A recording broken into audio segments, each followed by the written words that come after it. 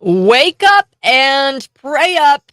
Good morning. This is the morning buzz. Wake up and pray up because we definitely need some prayer. I'm praying that justice is served when it comes to this Devin Archer now finding exposing these 20 plus phone calls that took place between Joe Biden and Hunter Biden's business partners. We're going to be getting into that. But the reason why I say wake up and pray up is because I found this survey and it's very interesting. Politicians and pundits are all focused on the poll numbers, but no one has better poll numbers in the United States than the man upstairs. So God himself has very, very high polling numbers. I look at the polling numbers all of the time, folks. Um, but 79% of Americans say that they believe in God.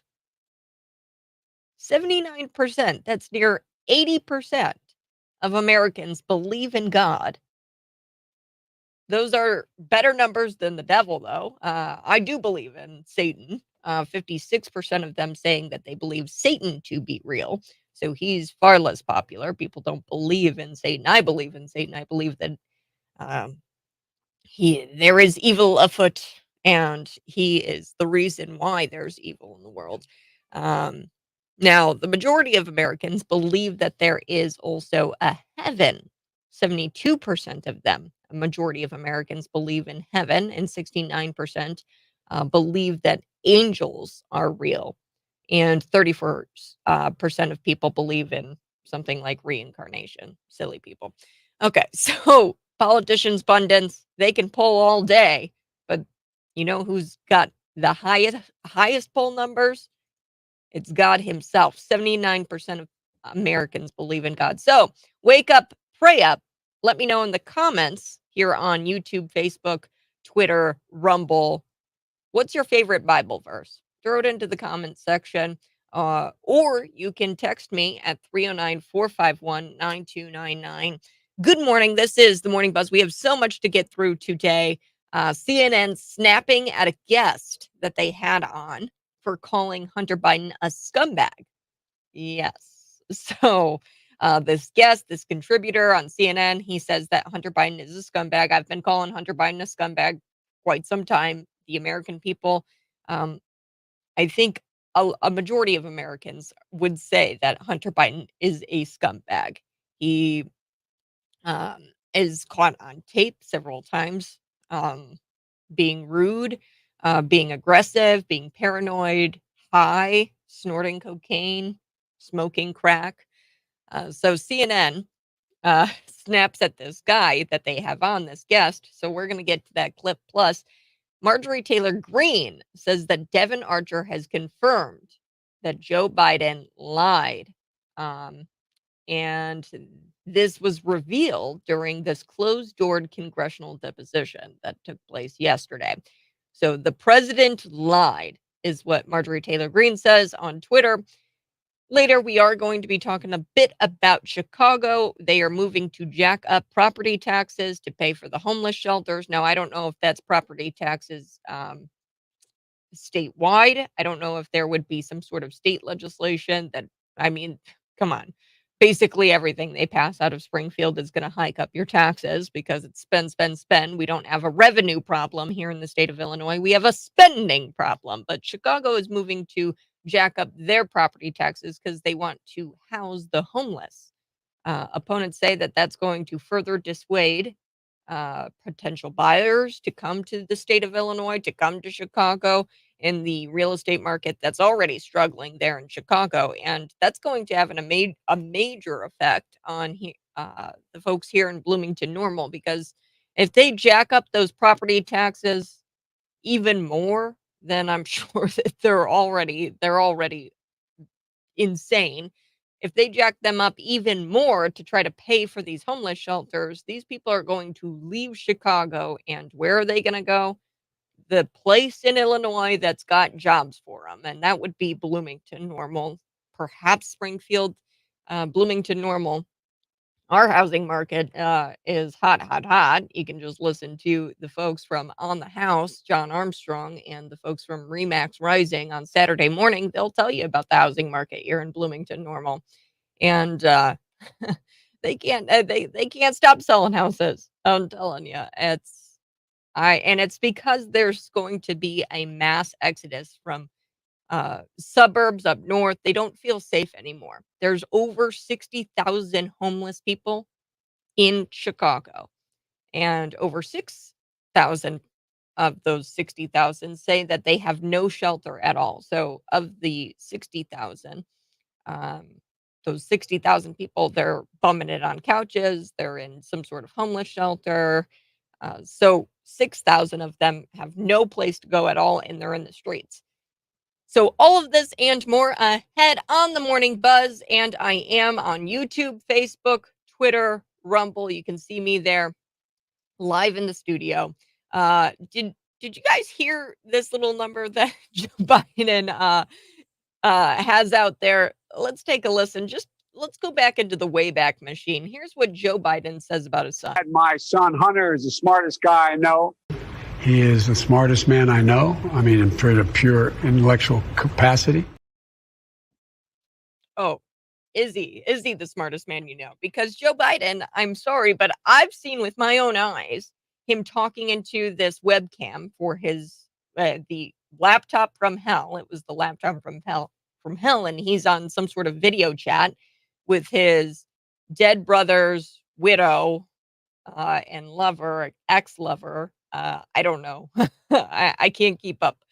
It feels like a episode of Jerry Springer, but Hunter Biden, he's on this video cam with this widow of his brother's, and he's, messing around with her, I guess, and they're dating, and she's just trying to figure out if he went to rehab, how he likes it. And while he's talking to her about rehab, he's got a crack pipe and he's smoking out of the crack pipe.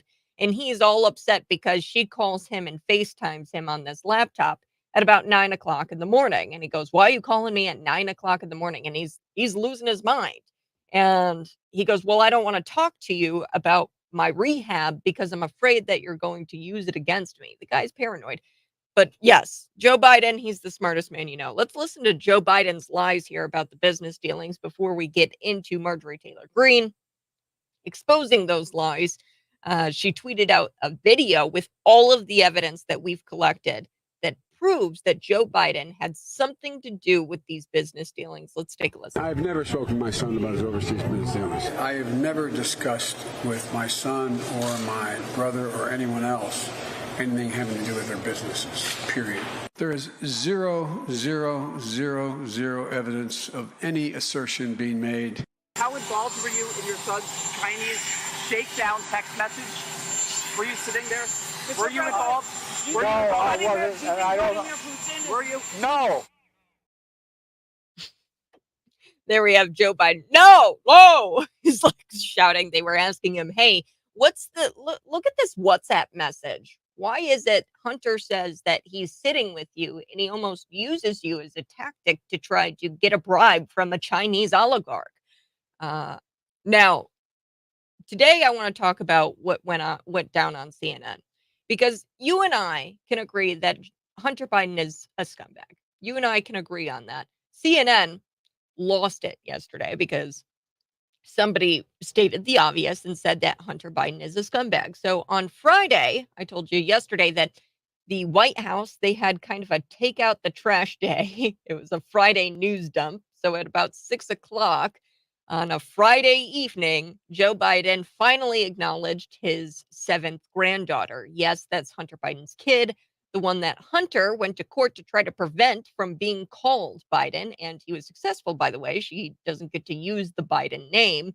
And Hunter even tried to get out of paying child support.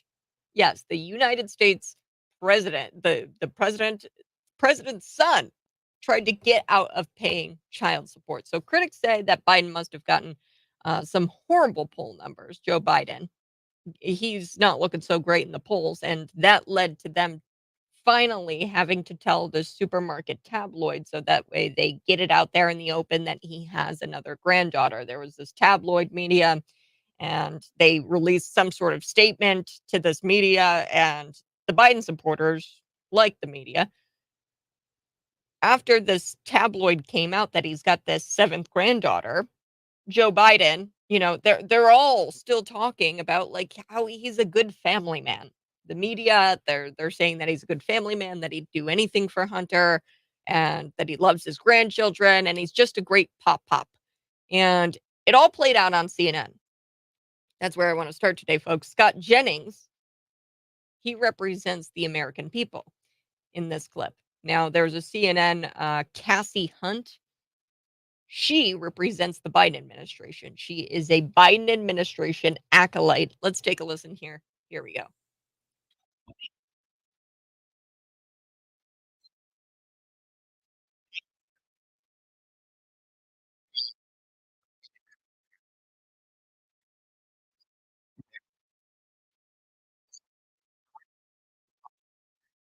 Years and the president of the United States hanging up a stocking for the dog, I mean, the and not daughter- for his 7th grandchild. Okay, look, we can also have Maureen- sympathy for people who are struggling with addiction. Let's keep this conversation respectful.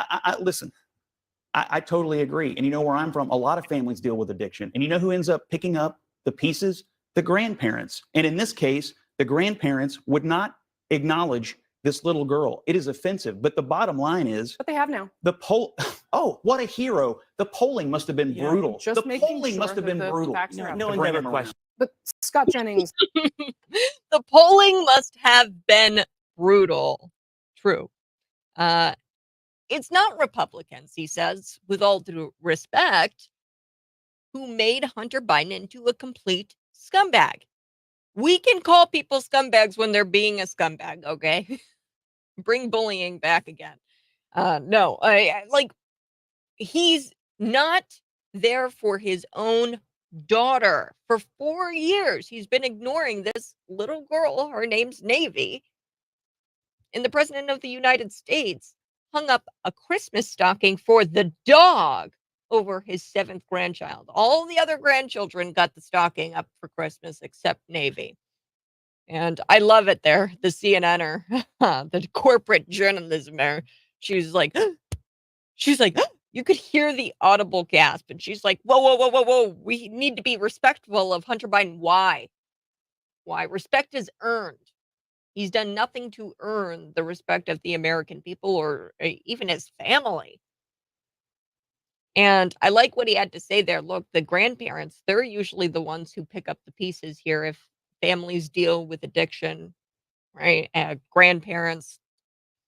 And in this case, the grandparents, they didn't even bother acknowledging the little girl. Joe Biden, look, he says that this isn't a political issue, the little girl, and he says it's a family issue. He made it a political issue when he decided to get out there and say that he was going to run on being a great so I've got a clip here of Joe Biden on the campaign trail back in 2020. And this is just proof, folks, that this is political because he's trying to run himself as here in 2023 and in 2020. He's always said that he's, this great grandfather. Here's a campaign ad, essentially, where he's on the phone with one of his granddaughters. Here we go.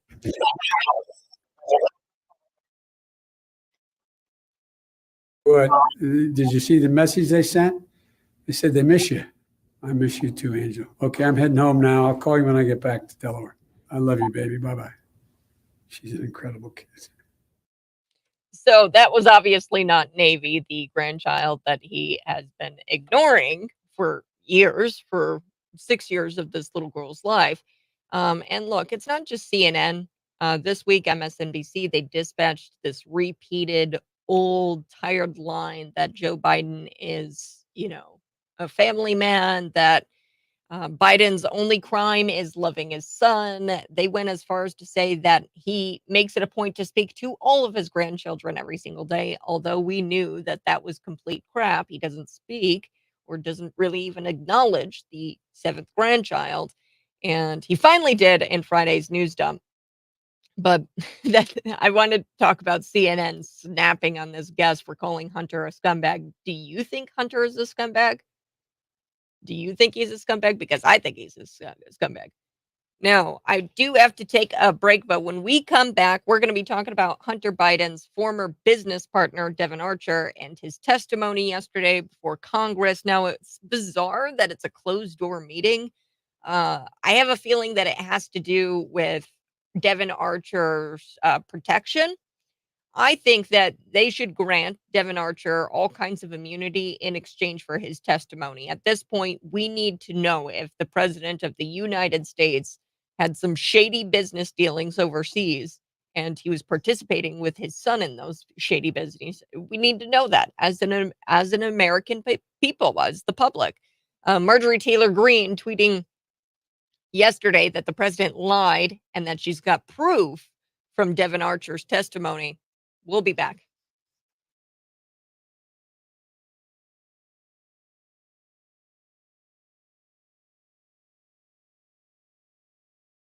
Good morning, folks. Be sure to smash that like button. Smash the like button. As soon as I tune in, I hear snorting cocaine and smoking crack. Sounds like today's program is going to be fun. It sure is. It always is. Be sure to smash that like button, folks, or the Rumble button if you're watching on Rumble. Retweet this with your friends. It's so important that we get the message out there. And the way we do that is by simply sharing it out. Now, one thing that I want to do is talk a bit about Marjorie Taylor Greene and this posted video. So the video you guys are going to see here coming up in just a bit, but she outlines all of this evidence. So yesterday we heard from the talking heads that there was no evidence of Biden's involvement in his son's dealings. He lied. There was involvement. Now, what they're trying to say is that Joe Biden wasn't involved in his son's business dealings, but rather he would call up the business partners and talk about the weather because there's call logs, there's text messages, there's things that suggest that Joe Biden was at least talking to these business partners.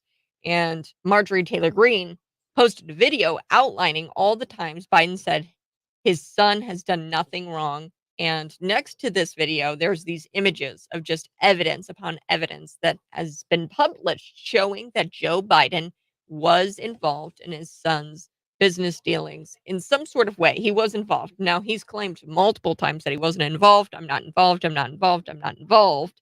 Clearly, there's some type of involvement. Now, to the extent of what that involvement is,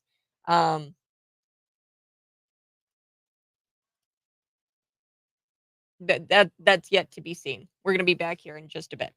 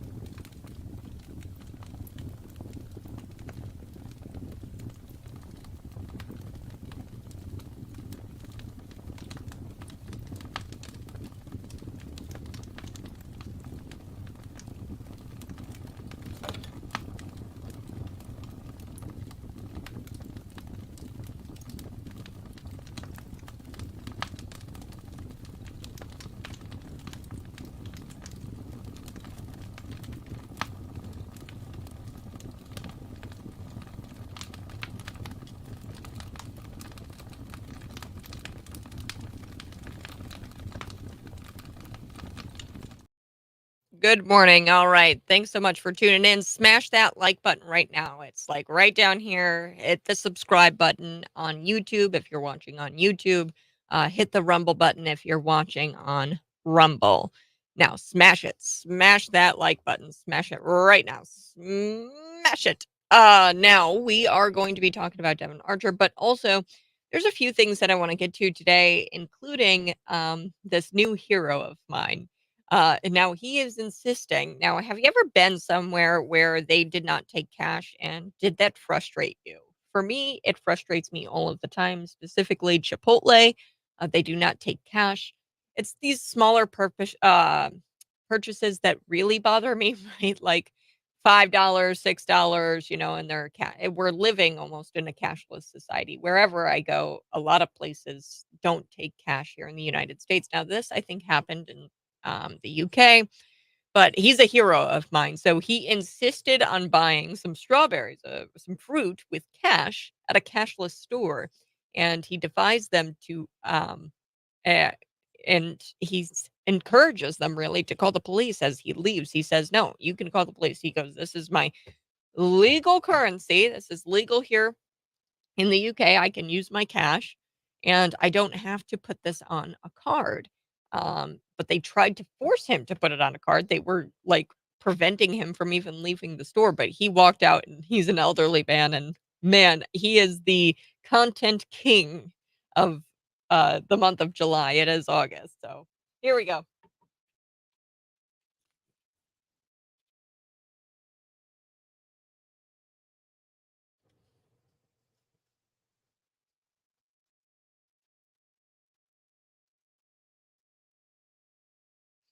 Rand Paul. He's got a criminal referral all drafted up and ready to go, and he made this referral in regards to Anthony Fauci lying to Congress. So there's this new email out there that proves Anthony Fauci lied to Congress.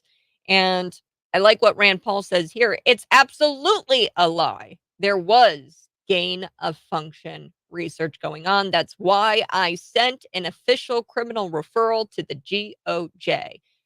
DOJ. So I want things to be done. I'm sick and tired of these hearings. I'm sick and tired of the oversight committees. I'm done. I want there to be criminal referrals. I want the DOJ to start arresting these people. I want these people to have Fauci lied and people died. Bottom line, he needs to answer for his crimes, and he needs to answer for lying to Congress. And that's exactly what Rand Paul is going to make him do in this official criminal referral to the DOJ. We're going to get to that here in just a little bit. But first, I did want to talk about a happy news story. The world is crazy. I mean, last week there were aliens. There was Hunter Biden's lawyer smoking a bong off of his front porch and caught on tape. There was Joe Biden trying to be pitched as some sort of family man. This is the guy that in Ashley Biden's diary, she lays it out that he was showering with her and made her feel uncomfortable. She laid this out in her diary that, Project Veritas got a hold of. And they tried to pitch him as some sort of family man. And they're continuing to pitch him as some sort of family man. Like he's a great grandfather and he's a great guy. No, no, no, no, no. So this all happened last week. It's hard to suck yourself out of that news and try to find the good news stories, but I do it here for you on the Morning Buzz. 309-451-9299. You can always text that line or see me live in the studio on YouTube, Facebook, Rumble, and Twitter. Now, here's Clayton Guy. That's his name. And he's been a teacher for 25 years. And he taught government and economics at this high school in Phoenix, Arizona. And he's been teaching there for quite some time.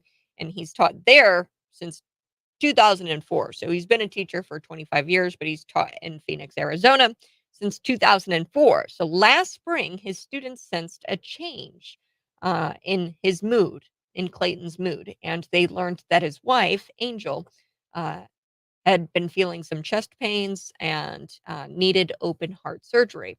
So Parker, who was a senior last year, when he learned about Clayton's wife's condition, Angel's condition, he learned that the surgery would be very expensive. So Parker got his fellow students together to launch an online fundraiser to help out. Guess how much they started raising? They raised up to more than $10,000. So Clayton said he was taken aback by the student's desire to help his wife. And he said, I was just honored. Kind of made me cry. People are just so kind. People are kind. People can be very kind, especially children. I don't know why that is. And I children are just so innocent and they're just so good. The money relieved a lot of stress as Clayton and Angel went through this ordeal, and Angel is now on her way to a full recovery. I hope that story brought a smile to your face. It sure did bring a smile to my face this morning.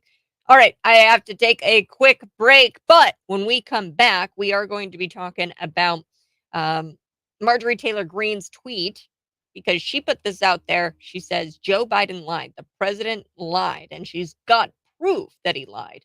Hunter Biden's former business partner, Devin Archer, who I think should get full immunity from his crimes if in exchange for his testimony. We need to I want the bigger fish. I want Joe Biden. I want to know what kind of involvement he had. Devin Archer, sure, whatever. I want him to have immunity. Republicans should be offering him immunity in exchange for this testimony. Now, this was a closed door meeting regarding Biden's overseas, his family's business dealings. And Marjorie Taylor Greene, she posts this video. She outlines all of the evidence that has been published showing exactly that Hunter Biden had involvement in his son's business dealings. What's the left saying? Are they saying that, or are they saying, yes, I see the evidence? Of course not. We'll be back on the other side.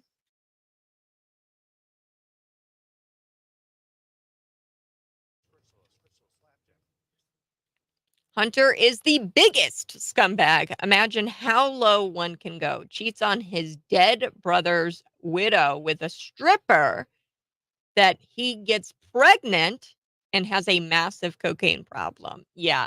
Smash that like button if you're watching right now, and be sure to subscribe to the channel. Ryan, you're exactly right. He is a scumbag. And I don't know what people's problem, like this CNN snapping on this guest who had said that Hunter Biden is a scumbag. He said, with all due respect, Hunter is a scumbag. Right? You can be respectful and call somebody scumbag if it's true, and there's just a large amount of evidence that suggests that Hunter Biden is a scumbag. He stooped so low. I mean, you don't go much lower than cheating on your dead brother's widow with a stripper and impregnating that stripper, then going and not acknowledging the child in which you fathered. Like, take responsibility. And this guy just doesn't take responsibility. And, I'll never forget that video where he's on that video chat with his dead brother's widow. Like, and she's, so kind. Her voice is so kind. Um, and she says, I just wanted to call and see how.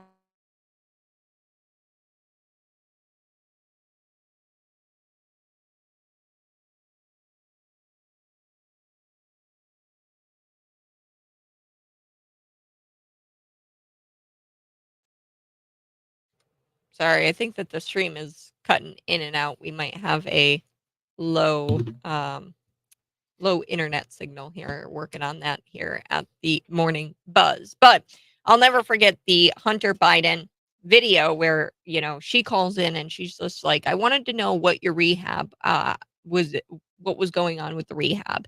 She calls him at about 9 o'clock in the morning, and he loses his mind because she calls him at 9 o'clock in the morning.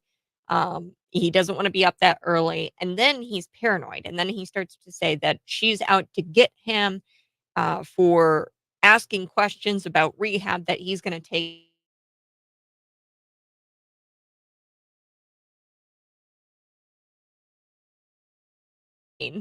Right. And that's exactly what's going on here with Hunter Biden. He's paranoid. He's a mess. And um, it's clear that he's a scumbag. Okay. By all of the evidence, we can say definitively that he is a scumbag. But the left has a problem with calling people out um, for their downfalls. I love criticism. I love it. I love when you guys give me criticism. I use it. I thrive on it. I try to. It's hard as a human being. Humans don't want to be told that they're wrong. That's just something that's natural. They don't want to be told that they're wrong. But we need to start telling people that they're wrong when they do wrong things. We need to start calling scumbags scumbags um, because if we don't, then society just runs amok and you get to act whatever in whatever way you want. We have to start holding each other accountable.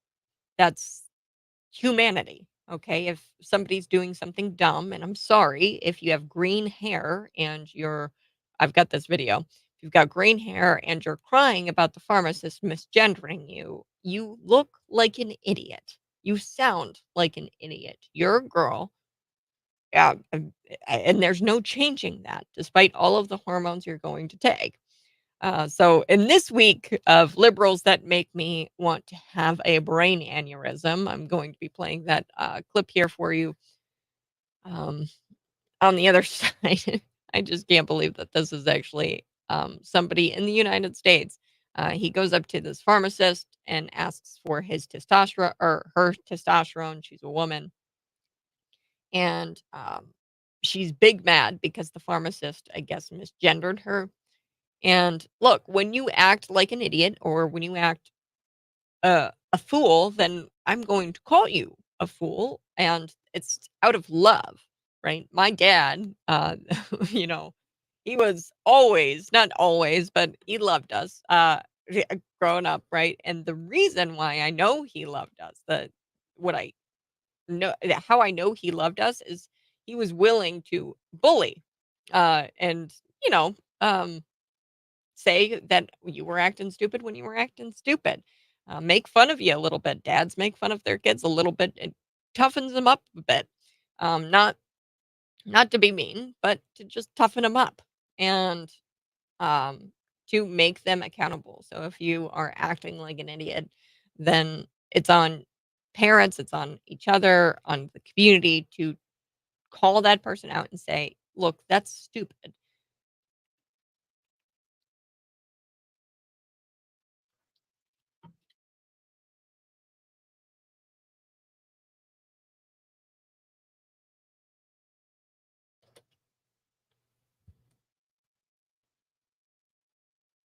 Good morning. Hey, this is the Morning Buzz.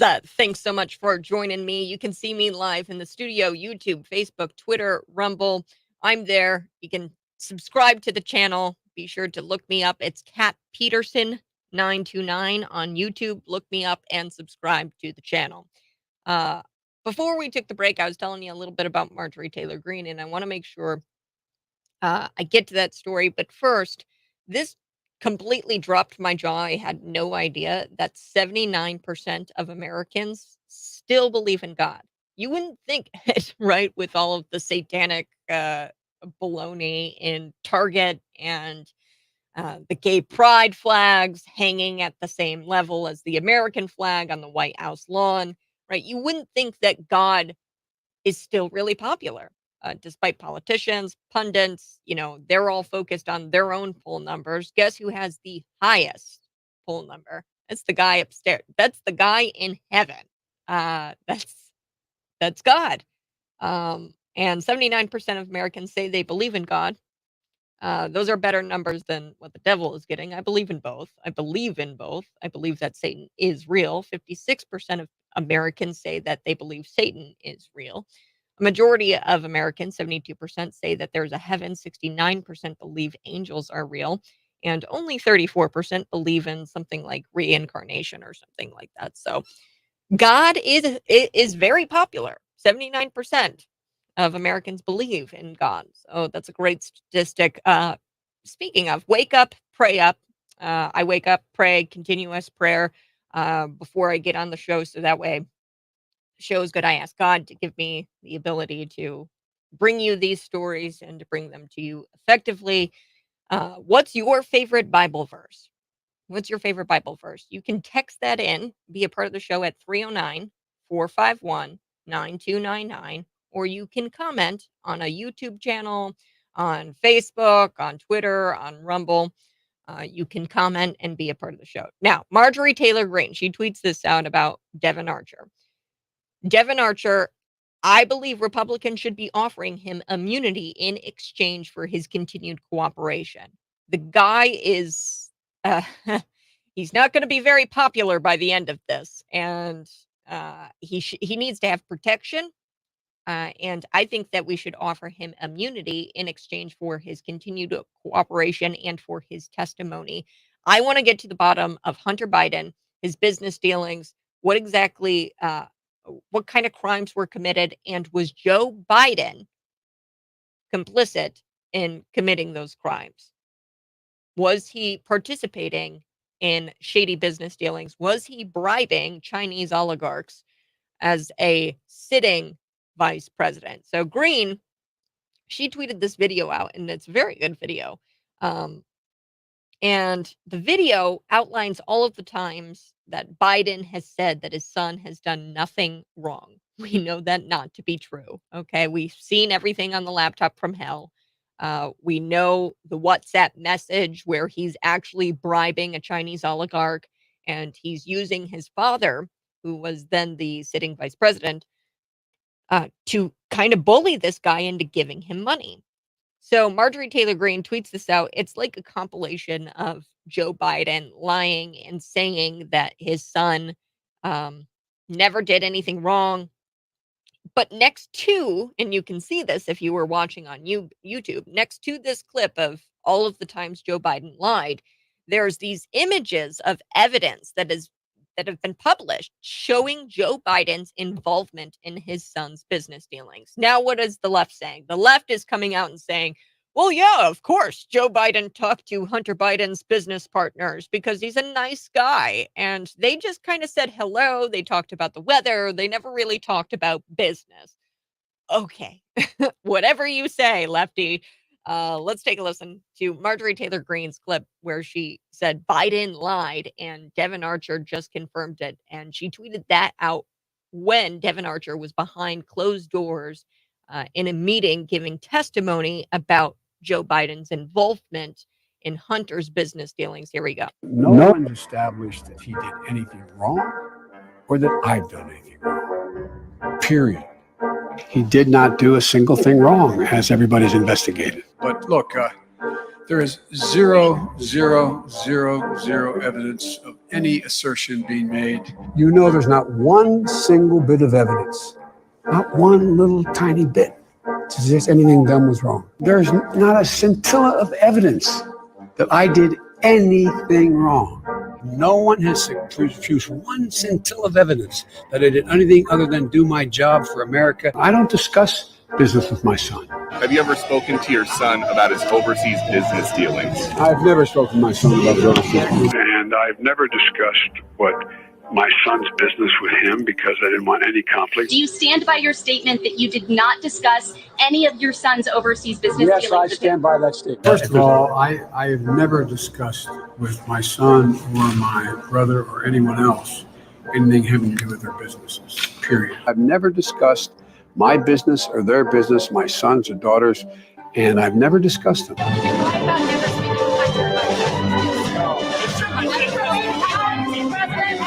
to Hunter? So there you have it.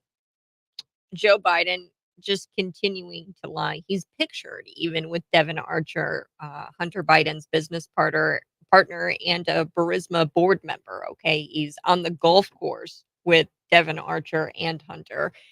And, you know, the left is going to try to make you believe that this isn't damning. It's extremely damning. The evidence that we have now, text messages, phone calls. So we now know Devon Archer is coming out. He's telling the truth. He's saying that Joe Biden spoke over 20 times about his business deals, not about the weather, not about what he was having for lunch, not about anything that was going on in his life, not about the 360 days that he took for vacation, about the beach, about his swim trunks, his turtle swim trunks. No.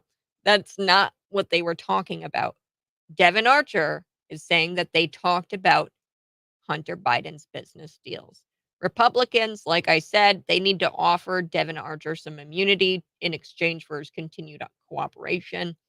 Uh, Marjorie Taylor Greene, she told the Daily Mail that Archer testified that the Bidens were in the actual business of influence peddling. So they were using Joe Biden's influence and power as the vice president to bribe and to squeeze money out of our foreign adversaries. That's what's going on. So, um, Hunter Biden is a scumbag. That's the truth. Joe Biden was involved in his son's business dealings, and there's evidence that proves all of this. Do want to shift gears. Let's talk about Chicago, considering this new policy that's going to increase property taxes over $1 million. And they're going to use that property tax from this new policy to pay for, drumroll please, homeless shelters. Yes. So this is a move pushed by one of these non-government organizations. It's called Bring Chicago Home. It's a movement, I guess. And it's gained a lot of support from Brandon Johnson, the lefty loon. And he has said this is going to be a step forward in his plan to ensure Chicagoans have shelter. This is the reason why people are homeless. It's because they want to be homeless because they get all kinds of money and free crap. Now, Brandon Johnson tweeting this out, he says, "My administration is committed to bring Chicago home, and we're building affordable housing to combat homelessness in our city." Yes, homelessness is a huge problem in Chicago. Get the numbers. More than 65,000 Chicagoans are homeless. Let me say that again. 65,000 people are homeless in Chicago. They spend their nights in the streets, shelters. Sometimes they bum it on their friends' couch, their family's couches. Now, of the 65,000, 6,000 of those are classified as unsheltered. So this means that they have no shelter at all and they are bumming it literally on a park bench. 6,000 people. That's a lot of people. Now, people who oppose this plan, this new policy that they're going to, it's literally just a tax increase. They want to increase taxes, property taxes, in order to build homeless shelters or like houses for the unhoused, as they call them. No, it's homeless people. Get out of here with your news speak. I can't stand that. Unhoused, no, it's homeless. Homeless people. There's nothing wrong with saying that people are homeless. It's more accurate. They don't have a home. Unhoused suggests that, I mean, what if they have an apartment, right? I don't know. All right, unhoused is just not as accurate as homeless. Opponents, they say that the plan is going to dissuade potential buyers in the real estate market that's already struggling in Chicago. Yeah. If you've got property taxes through the roof, I'm not going to move there. And, a lot of people are going to exit Chicago. And where are they going to go if they can't leave the state of Illinois? If they have family here, they're probably coming to Bloomington Normal. And it's just going to get woker and woker if these Chicago Democrats, who voted for all of these policies, by the way, and that's why their property taxes are going up, because you vote that way. They're going to come down here and vote that way in Bloomington Normal. So, yeah, this is a new policy. It's going to increase property taxes by a whole lot. I do have to take a break, but when we come back, I do want to tell you a little bit about this story I've got. This guy's a hero. A hero. He's insisting on buying fruit with cash. Fruit. At this cashless store. So I'm sure you have dealt with it where you go into a store, you go into a restaurant, and they say, "You know what? No, we don't take cash." What do you mean you don't take cash? This is currency. I have legal currency and I want to pay in cash. And this older gentleman in the UK, he says, "Do it. Call the police on me. See what happens." And he defies these people and he buys the fruit with cash. And he just leaves the store. We should do this. We should start doing this. The guy that I've got here on the other side, he is going to be our content king for the month of July. He just he just made it past the deadline. Here we go.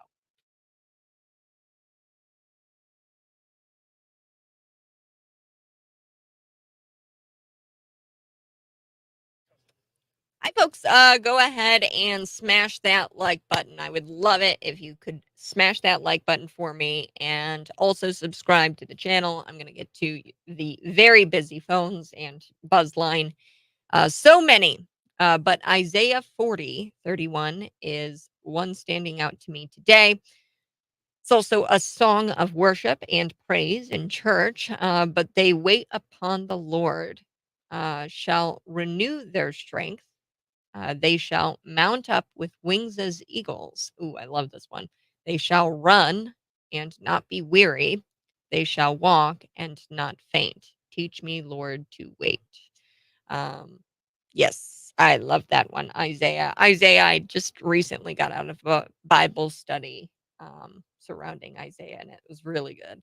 I go to church at the Tabernacle, and that was a Bible study hosted by the AB Farrington. Farrington, I think is her last name. AB from church, and that's a great one.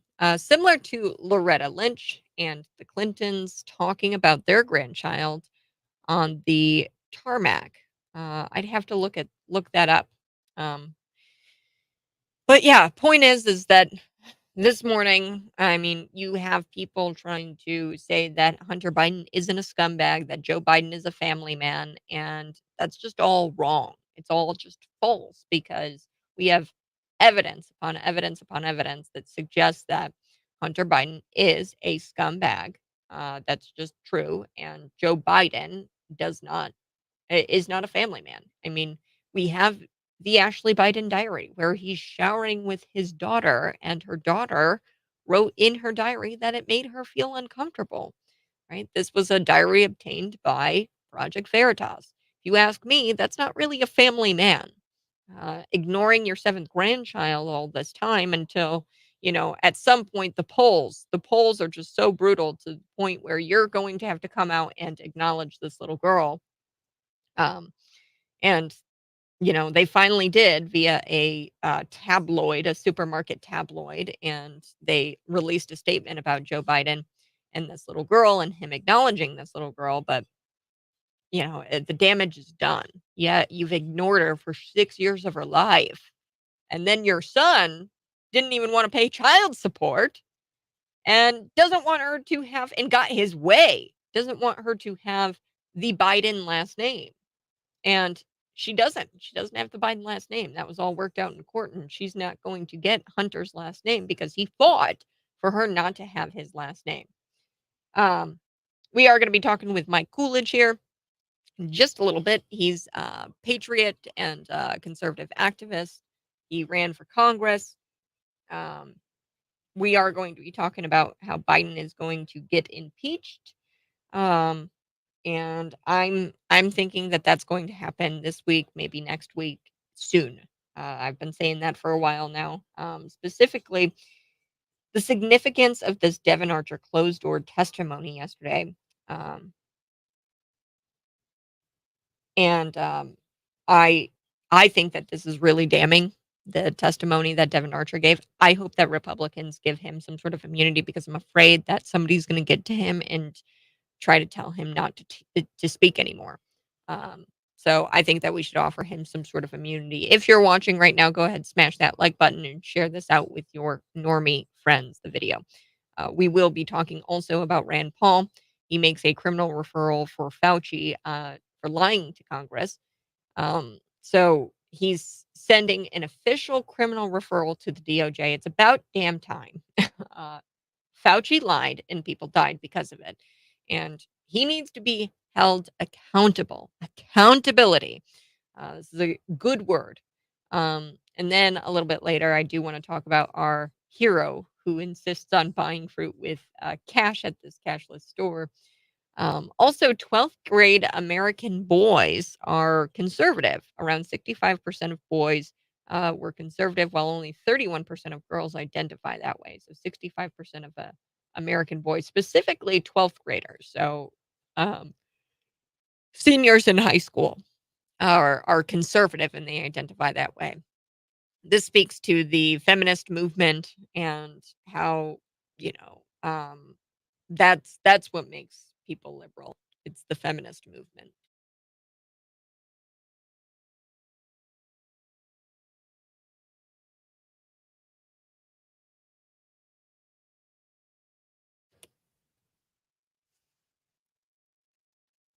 Good morning. This is the Morning Buzz. Thanks so much for joining me here. You can see me live in the studio. I'm on YouTube, Twitter, Rumble, Facebook. You can go there and subscribe to the channel. Share it out with your normie friends. This information, you're not going to get it anywhere else, folks. The mainstream media would never talk about Anthony Fauci and this criminal referral drafted up by Rand Paul. This is big. I would love to see Fauci behind bars in an orange jumpsuit because Fauci lied and people died. Bottom line. Rand Paul, he makes this criminal referral for Fauci for lying to Congress. He says it's absolutely a lie that there was no gain of function research going on. He knew that there was gain of function research going on, and that's been proven via this email that I want to talk about. So what did Rand Paul do? He sends this official criminal referral to the DOJ. And then a little bit later, I do want to talk about this hero. He is the content king. I'm deeming him content king. He snuck in past the deadline. This happened yesterday, July 31st. Today is August 1st, August 1st. And this guy, he snuck in last night. I was like, okay, he is the content king of July. So he's my hero. He bought this fruit at a cashless store with cash. And he defies everybody who's trying to say that he can't pay for those strawberries via the cash. It's legal currency, right? And he's in the UK, I think it is. And he just wants the bloody strawberries. He wants the bloody strawberries and he wants to pay the cash. And they threatened to call the police on this guy because he pays for the strawberries via cash. You know, he's an elderly man. And I'm just telling you right now, he's my new hero. He's content king, probably the best story of July, right here on Cities 92.9.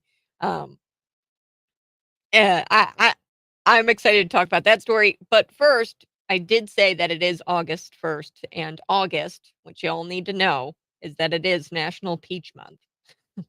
It's National Fishing Month. It's also National Romance Awareness Day, whatever that means. Also National Inventors Day, or month. I keep saying day. It's August 1st, and you know, I really enjoy some peach tea. So I like Peach Month. The fact that this is Peach Month, that's awesome. Uh, I'll be back here on the other side with more stories, and Mike Coolidge will be joining me here next to talk about Devin Archer and how we think that Joe Biden is going to be impeached. I'm curious if Mike has a timeline here of when he thinks Joe Biden will be impeached in the House, but we'll see. Mike Coolidge joining me next on the other side.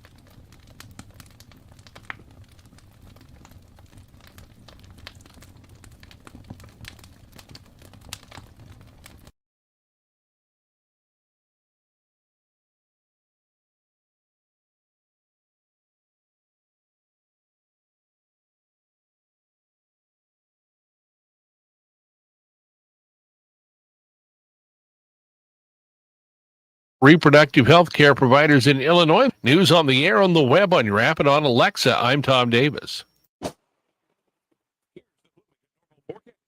Cities 92.9. Staff meteorologist John Weatherby. Mostly sunny today. Southeast breeze high 86. Mostly cloudy 65 tonight. Tomorrow, partly sunny, gusty winds, 30% chance of storms. The weather's being brought to you by Wireless DataNet. Stop putting up with crappy internet. Switch to Wireless DataNet with no contracts. Try them risk-free for 30 days with their money-back guarantee. From the Johns in Lexington studios, if you're an experienced body shop technician who is looking to grow your career, join Johns in Lexington. We're growing. To join the team, apply in person at Johns in Lexington. The Morning Buzz with Kat Peterson. This is your hometown conservative talk show that examines today's stories through a brand new lens.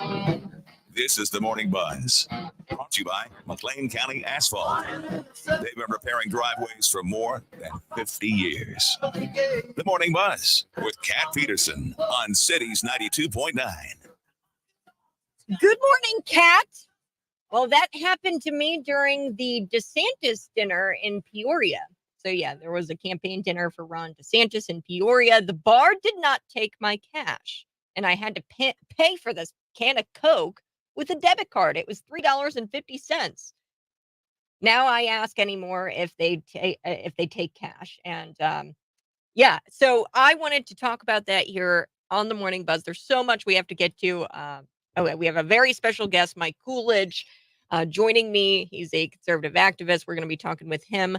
But first, I did want to run through this because I teased it and you guys are asking me about it. So have you ever gone somewhere and you just wanted to pay cash and they wouldn't let you? So I go to Chipotle sometimes and they are cashless. There's some places in town that are cashless. Are we moving towards a cashless society? And are you cool with it? Text me, let me know, 309-451-9299. You can also comment on YouTube, Facebook, Rumble, Twitter. I'm there live in studio and you can see me. Now, he didn't start the day wanting to be a hero, but this guy, I am deeming him our content king for the month of July. He snuck in right there before the deadline. Today's August 1st. I pulled this story and the guy just wanted to buy some bloody strawberries. Okay. And he learned that this was a cashless store, and the cashless store learned that they had to go pound sand because this guy was not having it. He was just wanting to buy his strawberries. Let's take a listen to the interaction here on the Morning Buzz. Here we go.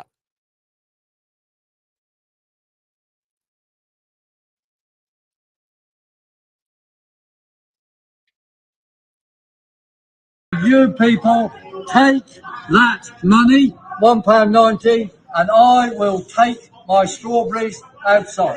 You can't If take you want to that. call the police, You can't take call that. the Police is on their way. You can't take that. Police is on their way. You can't take that. I paid by legal tender. No. Don't break the door. Do not break the door. I paid by legal tender, and I am going out with my strawberries. So this guy is in the UK somewhere, it's not in the United States, but we deal with it all the time here in the United States. And he says, look, if you want to call the police, call the police. I have paid my legal tender. Here is my $4.22.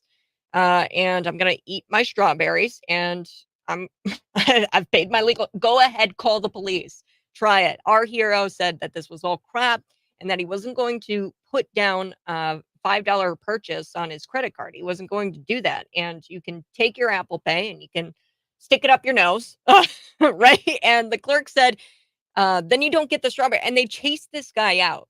And he just started this patriotic descent. And I'm just telling you right now, this cashless society is complete garbage. And I mean, I even have a clip here. This is a World Economic Forum agent telling you openly that a digital cashless society will be regulated and those determined less desirable will be locked out.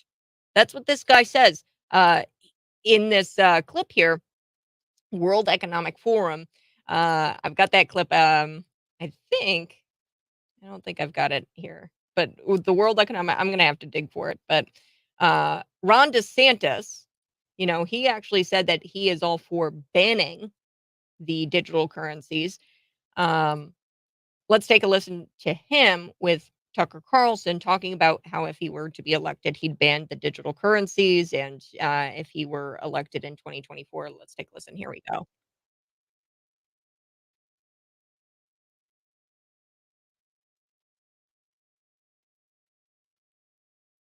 That will wind up with digital currency issued by the central bank?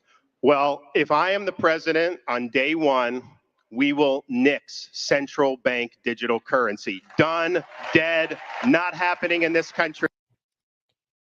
Donald Trump is also against digital currencies too. I just want to make that clear. But Ron DeSantis saying that he's going to ban this central bank digital currency. The World Economic Forum, to have an agent of the World Economic Forum telling you that the people who are deemed less desirable are going to be locked out of this cashless society is scary. So the old dude that's based and conservative, he showed us the way. He showed us the way with the strawberries this morning. If you ever come into contact with somebody who is refusing to take cash, just leave the legal tender right there on the counter and walk out. What are they going to do? Right? Call the police. Go ahead. I'm trying to pay for this. And he paid for it was $4.22. He didn't want to put it on his card. All right, folks, do want to switch gears here. We're talking with Mike Coolidge. He's a former congressional candidate, a conservative activist, a Army officer. He's also the PAC spokesman for people who play by the rules. It's a PAC, and then he hosted a syndicated radio show. You guys probably remember him, the Mike Coolidge Show. He's currently the chairman of the Ogle County Republicans. He's the owner of TMKS LLC. This is a communications consulting firm, and he's a lifelong conservative activist. You can find him on Twitter at Coolidge. Coolidge is Koolidge. You can see him live in the studio with me. Patriot Power Plug. Devin Archer, we've got to talk about it. You think that Hunter's going to be impeached, Mike? Yes, I do. But before I talk about that, I totally want to comment on the cashless thing. I went to another Cats show, Cat Timph in Chicago a couple of weeks ago, and I purposely left my credit card in the car because it's Chicago and it was night, and I just wanted to bring cash and my ID in. So I go there and get up to the counter, buy a $13 beer. I had one beer, and he said, nope, cashless only. So I had to go back out to my card. It was such a rigmarole, totally against it. And it should be an option that people have to buy it without cash, but cash should always be an option. Anyway, I wanted to. Yeah, well, and I think that they're lying about it, right? They're saying that it's not a legal tender, and they're saying that you have to, and it's like, wait a second. This is a legal tender still. And right. That guy's a hero. You're totally right. He's a hero. Yeah. And how many videos do we have of people walking out without paying at all? And meanwhile, they're trying to get this guy in trouble. Totally agree. But Devin Archer, this best friend of Hunter Biden, lifelong, the guy knows where the bodies are buried, quote unquote. He testified behind closed doors to the House yesterday, the committee investigating this Hunter Biden stuff. And it is really, really clear now that there's a great article in today's Wall Street Journal by William McGurn that lays this all out. And it's basically 100% clear now that this is no longer a conspiracy theory. It's a conspiracy. Drop the theory part. It was a conspiracy. We know for a fact that the intelligence community, these 50 former CIA bigwigs who said that the Hunter Biden laptop thing was some Russia conspiracy. That was a conspiracy. None of them knew it was because it wasn't. It was a real laptop that showed that Joe Biden absolutely had numerous phone calls. The testimony came yesterday from Archer that it was like over 20 phone calls that he was in on. No, they weren't talking about the weather, which is what some idiotic congressman said yesterday, who was part of the Trump the Trump impeachment 2 years ago, which did have to do with this. You remember the Joe Biden going to Ukraine as vice president and saying, fire this prosecutor. Well, what do you know? He was fired when I threatened him. That was all on video in an interview, which you can look up. him bragging about getting this lawyer fired. The lawyer was looking into Hunter Biden's corrupt money that he got from these Ukrainian oligarchs. Like, it's all the dots are connected. The conspiracy was real. Not to mention the media. The media was completely in on this too, because they took their marching orders from the Democrat leaders and the deep state in DC with the saying that, oh, don't talk about this Hunter Biden thing. It's fake. It must be a Russian thing. Yeah, no, they were in on it too. And we all remember everything was squashed. You couldn't talk about it. You couldn't even Google Hunter Biden with anything coming up other than he's the son of Joe Biden. Joe Biden, yeah. So there's no laptop. There's no laptop. But there is a laptop. So it's like we're all idiots. We're all rubes. And if we get in 2024, which we will, was the 2020 election rigged? Was that a legitimate, fair and square election? No. The answer is 100% no. And you don't have to go talk about the voting machines, or you don't have to talk about all that other stuff. You can, but the thing that you really can know and say to any person in the media talking about, you were part of the conspiracy, you didn't do your job, you had no curiosity. Did you report on the Hunter Biden laptop, which we all know is real now, which implicates Joe Biden, that he was doing business dealings? With the same people that Biden was. They were selling access. It's a total farce that all of this was fake. It's real, and he's going to get impeached. Yeah, and I hope that he gets impeached. I don't know if it's going to come this week. I hope that it comes soon. And I think that they are in full panic mode. I really do. So they're coming up with like this lie that he talks about the weather, and that he talks, oh, it's Hunter Biden's business partners. Of course he talked with Hunter Biden's business partners because he's a nice guy, and it was just kind of, about the weather or pleasantries. Right. 20 times. Yeah. Take a listen to this, Mike. This is Biden's de facto lawyer, Representative Daniel Goldman. And he is visibly shaken and sweaty when he talks about how Joe Biden would just say hi. He would just, say hi.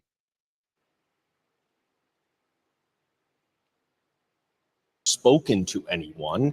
He said that he had nothing to do with Hunter Biden's business dealings. If he says hello to someone that he sees his son with, is he supposed to say, hi, son? Oh, no, I'm not going to say hello to the other people at the table or the other people on the phone.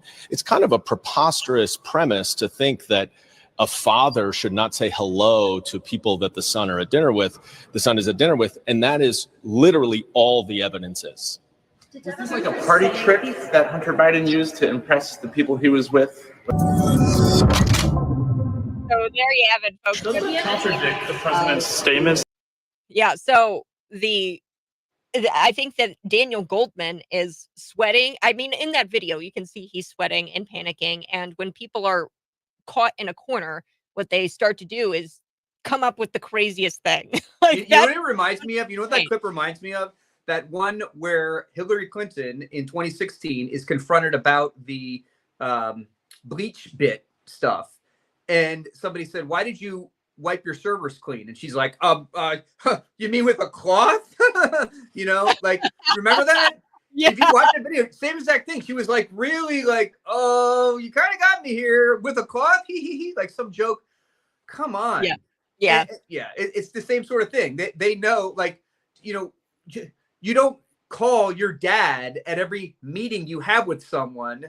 If if you and I met next week, when we meet in person, am I going to call my mom and say, hey, I'm meeting with Kat Peterson, Mom? Like, are you going to call your dad? Like, but if your dad's the vice president and you're doing business with someone who might benefit from United States decisions, of course you're going to call your dad. And that's what he was selling. He was selling access. And that's the complete. That lawyer, he was lying, Mike, because he's sitting there saying that the only evidence that they have is, they just went to business, so dinner, or they just went to dinners, or they were out on the golf course and he said hi to them out on the golf course or at a dinner or whatever. That's not the only evidence we have of them being in the same room together. We have text messages where Hunter is actually saying and using his dad as almost like like to bully a Chinese oligarch into giving him more money, his position as the vice president. And it's like, you're lying when you say that there's no evidence that he used his dad's power to bribe our adversaries. Yeah, and the smoking gun is that WhatsApp message where he says that I've got my dad here with me. And in when he was in Delaware, which we know provable that they were both in Delaware at the time.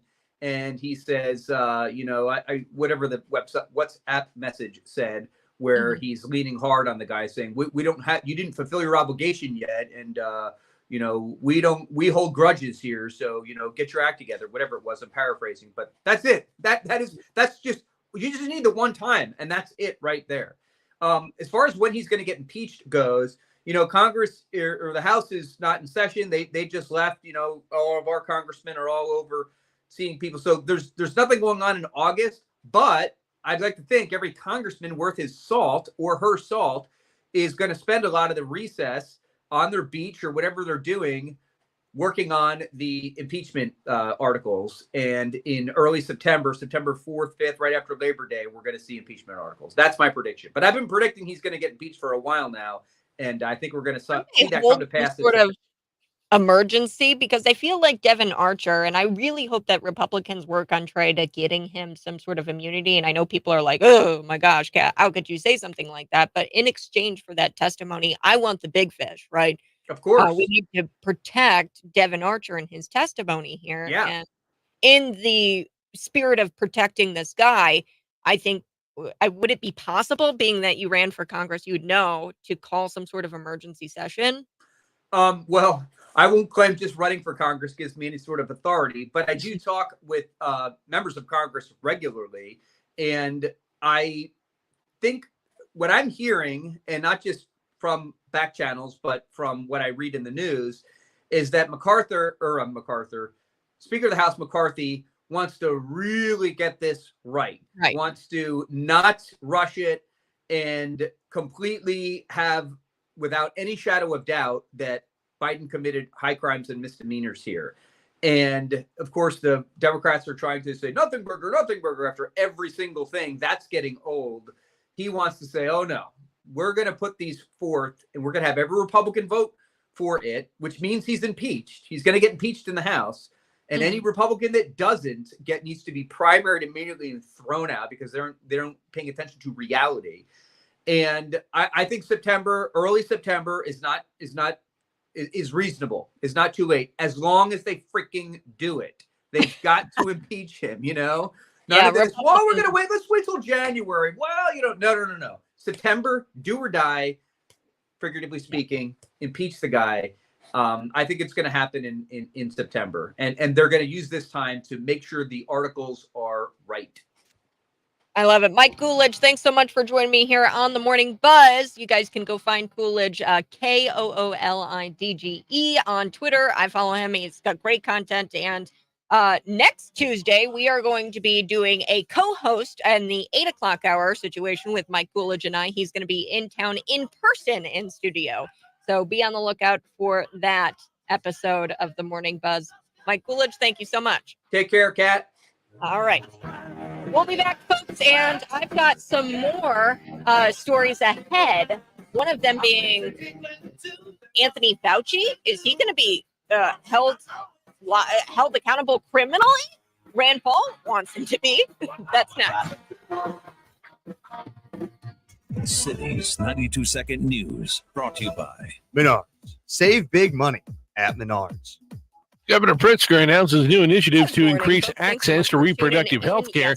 Kim Howard reports. First up is the Complex Abortion Regional Line for Access, or CARLA program. It will help patients with complex medical needs navigate local hospital systems. It's intended to reduce disparities for hospital-based abortion care and speed up medically urgent referrals. It will also alleviate the strain on our independent abortion clinics. Governor Pritzker says Carla will also help arrange transportation and childcare for treatment. Additionally, there will be a family planning program for low-income Illinoisans who earn just a little too much to qualify for Medicaid, and a grant program for overwhelmed reproductive care facilities to make repairs or expand. At the state capitol, I'm Kim Howard. Wilmer Marquez Ayala, 36, Bloomington, scheduled to stand trial Monday on 9 felony counts involving a victim younger than 13. Instead, pleaded guilty to a single count of predatory and criminal sexual assault. He faces 6 And the one final note I will make is that if you think about the benefits of digital money, there are huge potential gains. It's not just about digital forms of physical currency. You can have programmability, units of central bank currency with expiry dates. You could have, as I argue in my book, a potentially better and some people might see it, or a darker world where the government decides that units of central bank money can be used to purchase some things, but not other things that it deems less desirable, like, say, ammunition or drugs or pornography or something of the sort. And that is very powerful in terms of the use of a CBDC. And the one final note I will... sitting there saying that you will be, if you're deemed unworthy of the cashless society, then you are going to be nixed from the cashless society and you cannot participate. So, yeah, you will own nothing and you will be happy. Now, one thing that I do want to talk about coming up is this Rand Paul going after Anthony Fauci via it's an official criminal referral to the DOJ. Now, Paul, the reason for this criminal referral, he's saying, is this newly revealed February 2020 email, 2020, in which Anthony Fauci has described a phone call with Jeremy Farrar, who is a British medical researcher who at the time was the director of Wellcome Trust.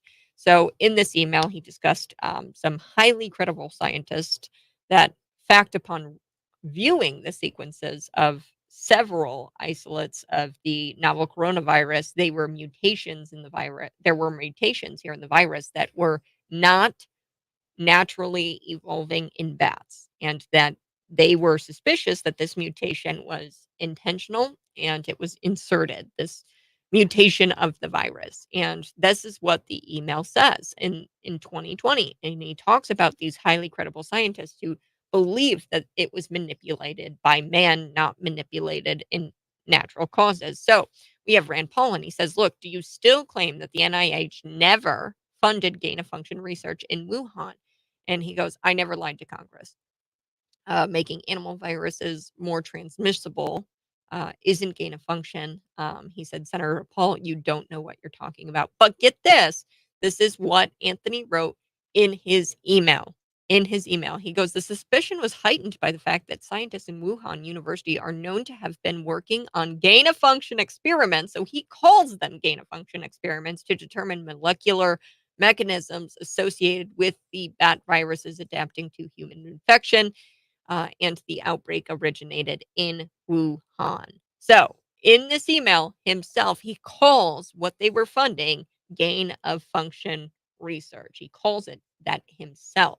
So this is damning. This email is damning. It proves that Anthony Fauci lied to Congress when he said that there was no such thing as gain of function research. He's continuing to lie that there was no gain of function research.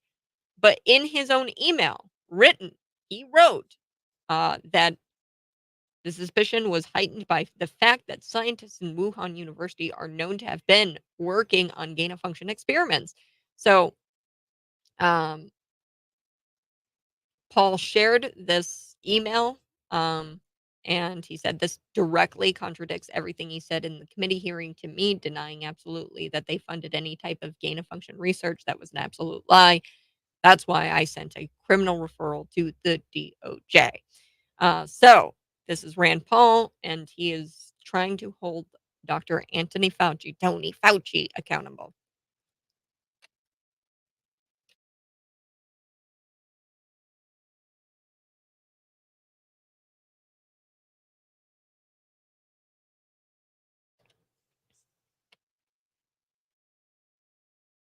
Good morning. Hey, this is the Morning Buzz. And you can text in at 309-451-9299, or you can comment on the YouTube, Facebook, Twitter video that is live right now. I'm even on Rumble. You can smash the Rumble button, subscribe to the channel. Now, God is still popular, and I've been asking y'all, what's your favorite Bible verse this morning? Because I found this survey, and wow, 79% of Americans say that they believe in God. That's a big number. And the number is smaller, though. There's some people who say that Satan is real. I believe that Satan is real. Yeah, sure. I'll say Satan is real. 56% say that they believe Satan is real.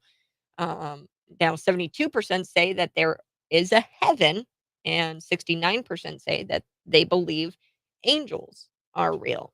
Uh, God is popular. Politicians, pundits, they've got nothing on God because he's got the highest poll numbers here in the United States, guys. Now, one thing that I wanted to ask you is, what's your favorite Bible verse? You can text that in at 309-451-9299. Now, Jacqueline, she sends in hers. She says, Isaiah 40:31 is standing out to me today. There's so many, but they wait upon the Lord. The Lord shall renew their strength. They shall mount up with with wings as eagles. They shall run and not be weary. They shall walk and not faint. Teach me, Lord, to wait. So I love Isaiah. That's a good one. Text in yours today. Now, I was telling you a little bit about Tony Fauci. Tony Fauci lied and people died. That's what you got to remember here on a Tuesday morning, 7:30. Now, Rand Paul is making a criminal referral for Fauci lying to Congress. He said, I sent official criminal referral to the DOJ. This comes as there's this new email that's been floating around out there. So Paul cited this newly revealed February 2020 email where Fauci described a phone call with Jeremy Farrar, who is a British medical researcher who at the time was the director of Wellcome Trust. Now, Fauci discussed in this email about how there were highly credible scientists after viewing the novel coronavirus. They knew that it was not mutations in the virus that were found naturally in bats, that there was some manipulation of the virus going on, and that mankind, human, mutated that virus intentionally. And, way back when, the infamous Rand Paul, he's asking Tony Fauci if the NIH ever funded gain of function research in Wuhan. And Fauci said, no. He asks him again after this criminal referral was made. And Fauci continues to say, quote, I never lied before Congress. He says making animal viruses more transmissible is not gain of function. And then he said, Senator Paul, you don't know what you're talking about. But, big but, there's this 2020 email. He screenshots it, Rand Paul does, and he just says, receipts, I've got the receipts, man. And here in the email, Anthony Fauci says, the suspicion was heightened by the fact that scientists in Wuhan University are known to have been working on gain of function experiments. He calls these experiments gain of function, and we were funding it to determine molecular mechanisms associated with bat viruses adapting to human infection, and the outbreak originated in Wuhan. He wrote that in an email. He said that it originated in Wuhan and that it was because of gain of function research. And Paul shared this screenshot of the email, and he says, this is directly contradicting everything he told me in the committee hearing. He denied that there was any kind of funding towards gain of function research. He lied about it. Here's the email in which he says that what was going on in Wuhan was gain of function. That's why Rand Paul sent a criminal referral to the DOJ. Fauci lied. People died. He needs to be held accountable. You are not above the law. You don't get to lie to Congress, Fauci. And I hope to see you I hope to see that guy in an orange jumpsuit and behind bars, man. That would be great. All right. I'm going to be back, and we're going to be talking with Scott Robbins for Scott's Takes here on the Morning Buzz. You can see me live in studio, Facebook, Rumble, Twitter. I'm everywhere.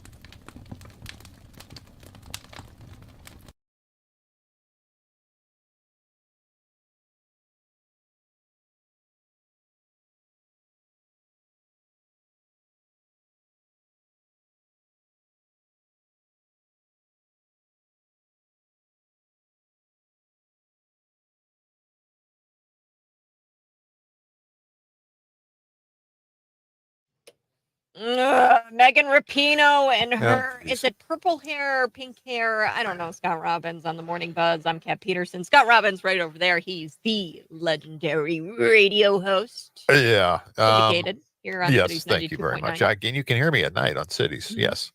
Yeah, we're trying to get a daytime gig at Cities, but we haven't gotten there yet. We're pushing for that, though. Probably pretty soon. Everybody knows. Am I? Dan I'm doing the Bongino. bidding for my own show here. Yeah, Bongino's going to go away, isn't he? He's Yeah. gone. Yeah, he's going to be gone. Is he already gone? 2024, I believe, in March. Okay. Now, I don't know if this is like a bullying tactic or what, and if he's going to say, oh, just kidding, I am going to keep my radio show. But he I really don't- doesn't like Cumulus at all.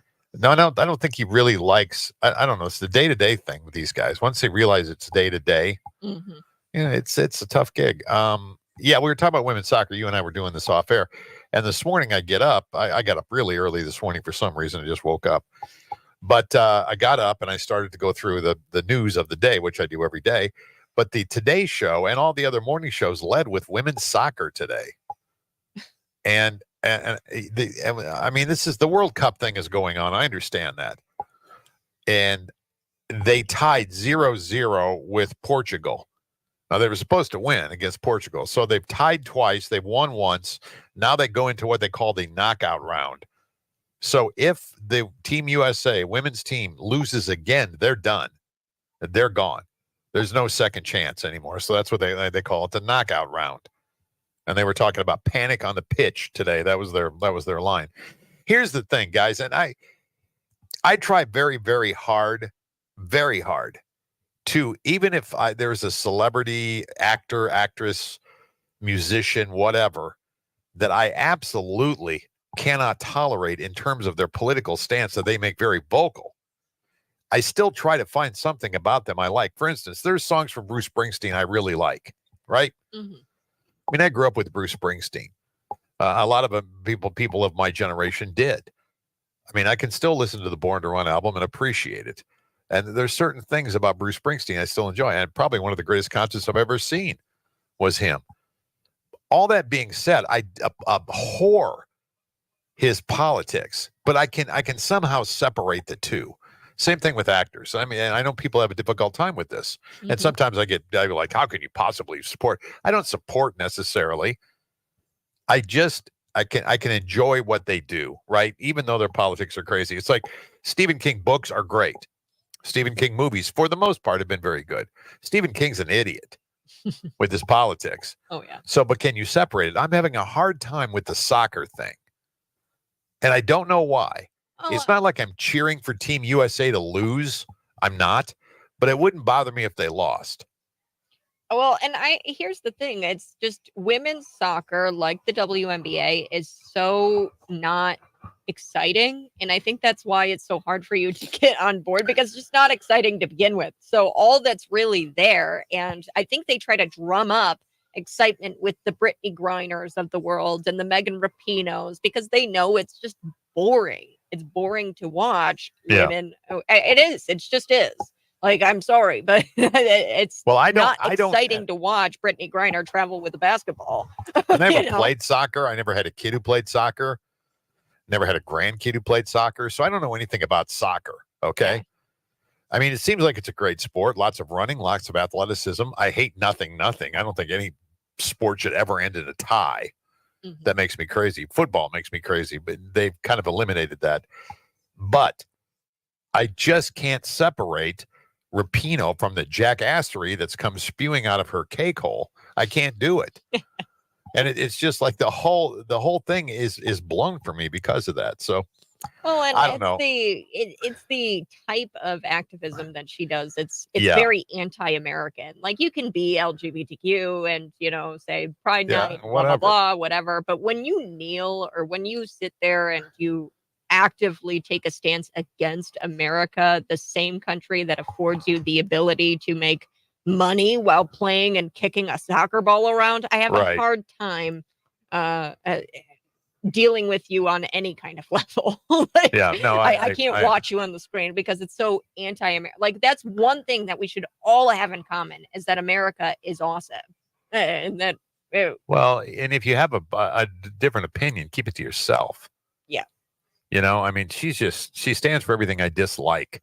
And so I have a hard time. And I realize she's not the only player, but other players have been indoctrinated into this nonsense too. So anyway, but one person and Mark Hamill's another guy. Mark Hamill's Luke Skywalker, right? Luke Skywalker, but he's a flaming nutcase. He is today suggesting that all of his fans and Star Wars fans boycott Twitter or X or whatever the name is now for 24 hours. And I'm thinking to myself, that's a gift for me. No scolding, lecturing, no finger wagging for 24 hours. Are you kidding me? Okay. You know, I could deal without the Hillary Clinton tweets saying that MAGA Republicans are the reason why it's so hot outside. Oh, I know. I think I can do without those tweets. That's great comedy. You got to admit, that's great comedy. Also, one of the big stories this morning they're kicking around in the news is Pee Wee Herman's death. Paul Rubin, the comedian behind Pee Wee Herman, died at the age of 70. Had apparently been battling cancer for a number of years and had kept it completely private. Never talked about it, nothing. And then apologizes for not talking about it. But he's like, that's just the way I went. I didn't want to. And he didn't. He never brought it up. The Pee Wee's Playhouse and Pee Wee Herman's Saturday morning cartoon shows were gonzo ratings wise. And they weren't necessarily kids watching it. A lot of adults, young adults, people got up on a Saturday at their when they were in college, turned it on and watched it. I mean, it was a juggernaut, that show. Yeah, well, he started out in SNL, right? And and he did he did some stuff on HBO. It was one of those things where it just grew and grew and grew.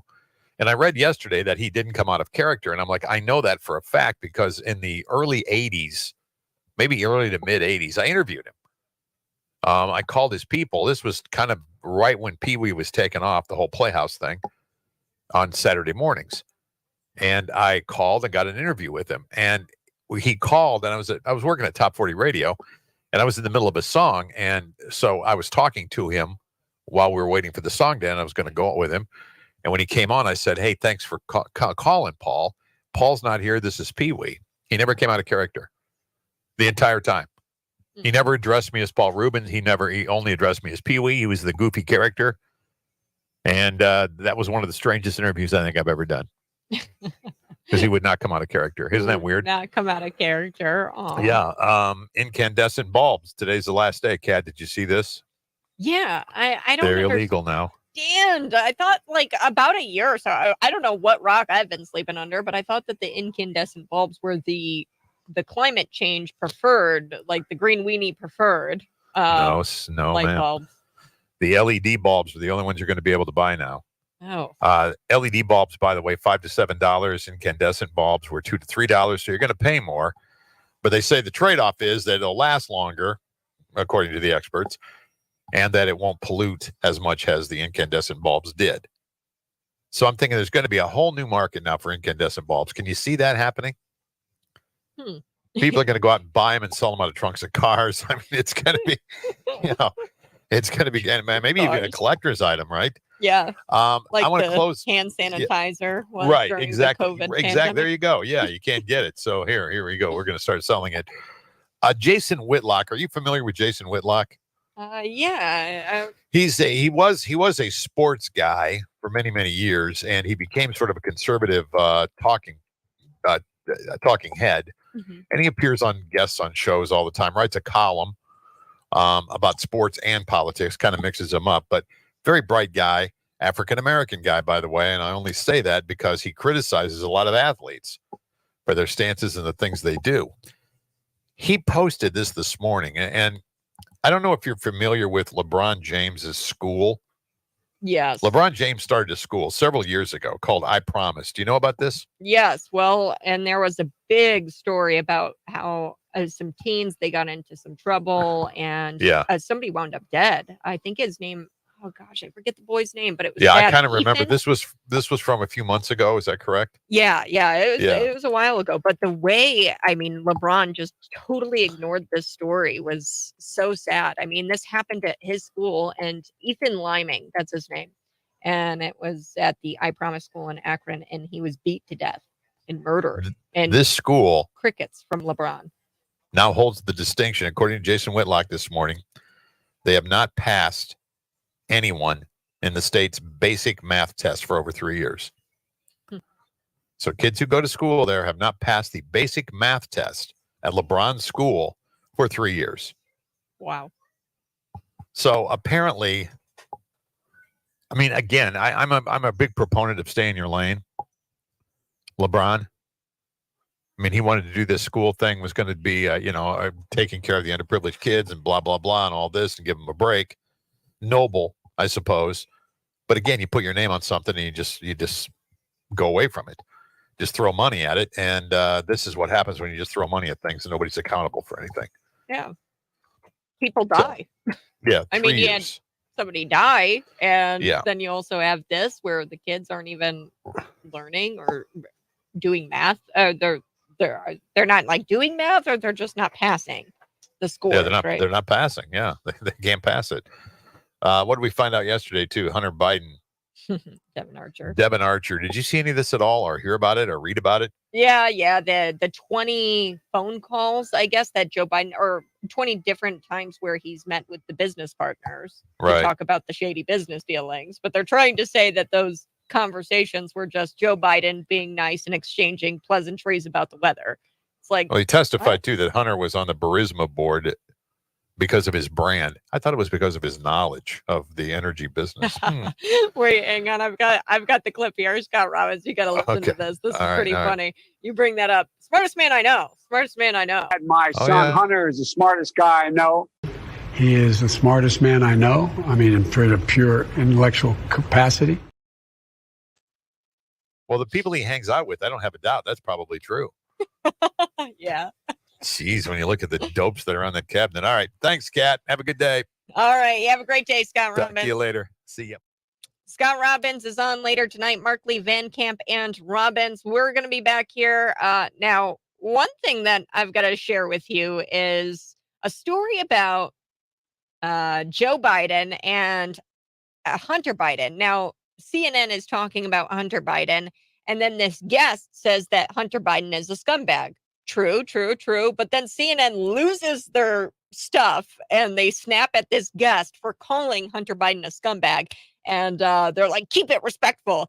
So my question to you is Hunter Biden a scumbag objectively? Do we have empirical evidence suggesting that that Hunter Biden is a scumbag? I think so.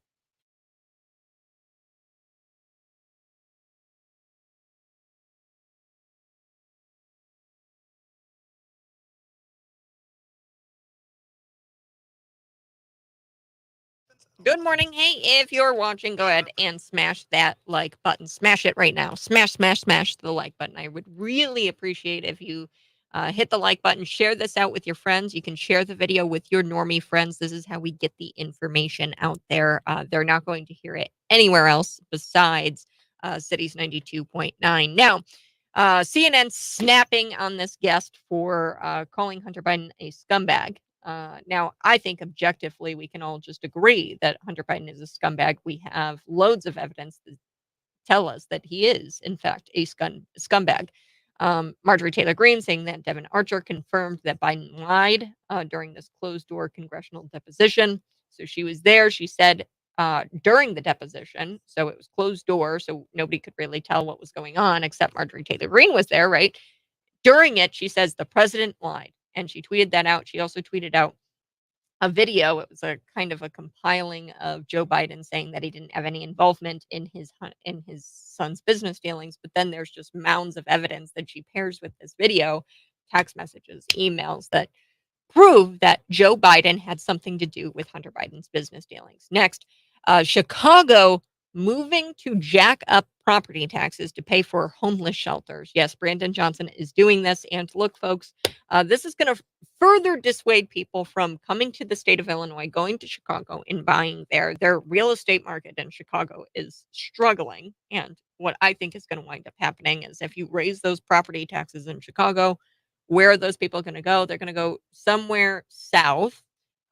Bloomington Normal, that's where the jobs are, and the real estate market is, I mean, we are one of the only ones where we gained population, one of the only counties in the state of Illinois where we actually gained population. So we'll be talking about all of that.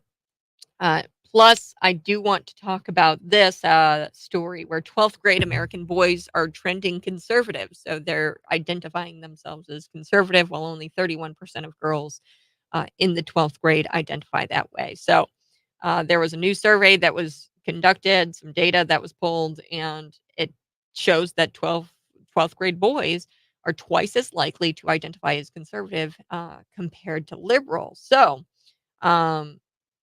this annual survey, in annual surveys over the last few years, data pulled from Monitoring the Future, that's what the data pullers are called, has shown that about a quarter of high school seniors identify as conservative or very conservative. Only 13% of 12th grade boys identify as liberal. And I have a clip from Charlie Kirk talking about this study. Play that here.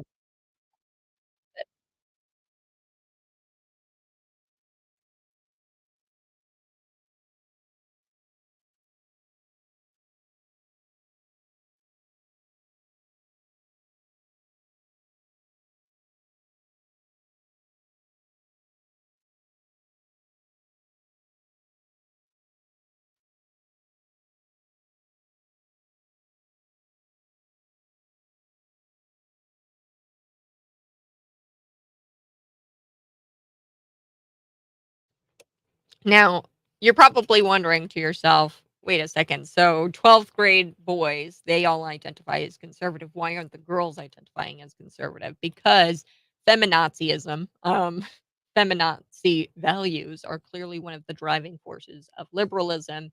I have a liberal that will make your head explode. I have a clip of a green haired liberal.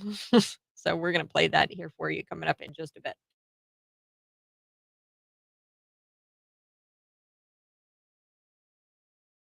Objectively, I think we can all just agree that Hunter Biden is a scumbag. But CNN, there's this woman on CNN, and she loses her mind. She snaps at this guest who says that Hunter Biden is, in fact, a scumbag.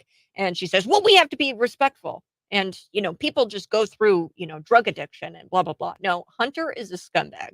He's a scumbag. Throw in the comments section if you think Hunter's a scumbag or not.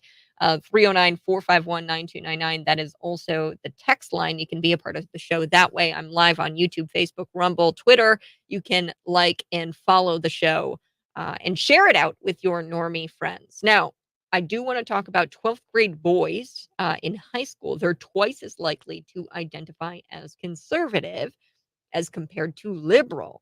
So there were several surveys done over the last few years here, and there's been data that has been collected that proves that high school boys are way more conservative or identify as conservative or very conservative than that of high school senior girls.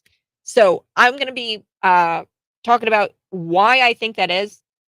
Long answer coming up in the 8 o'clock hour, but short answer, feminazi values are clearly one of the driving forces of liberalism. Feminazis, feminist values, these are dangerous. And I believe that traditional notions of masculinity are more accepted with conservatism, that they're just much more accepted. And I think that that's why these 12, but since 1975, this is a more conservative time for high school boys than any time since 1975. So high school boys are more conservative than any time since 1975. This is good news.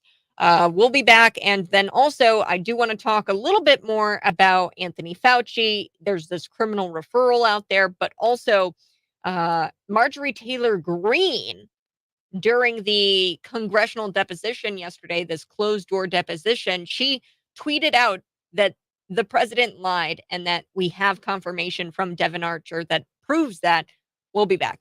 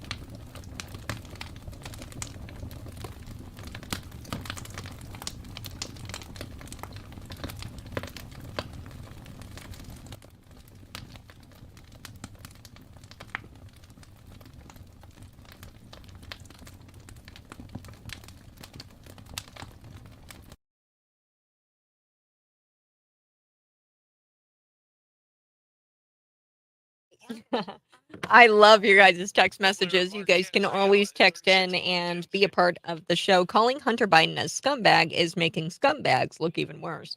Now, I do like this text message. Hunter is probably a scumbag, but look where he comes from. That's what he grew from. 1 Corinthians 1:29. And yes, he should receive justice, but also prayer. I agree, right? At the end of the day, you can say he's a scumbag, but also I think that he should receive prayer. Um,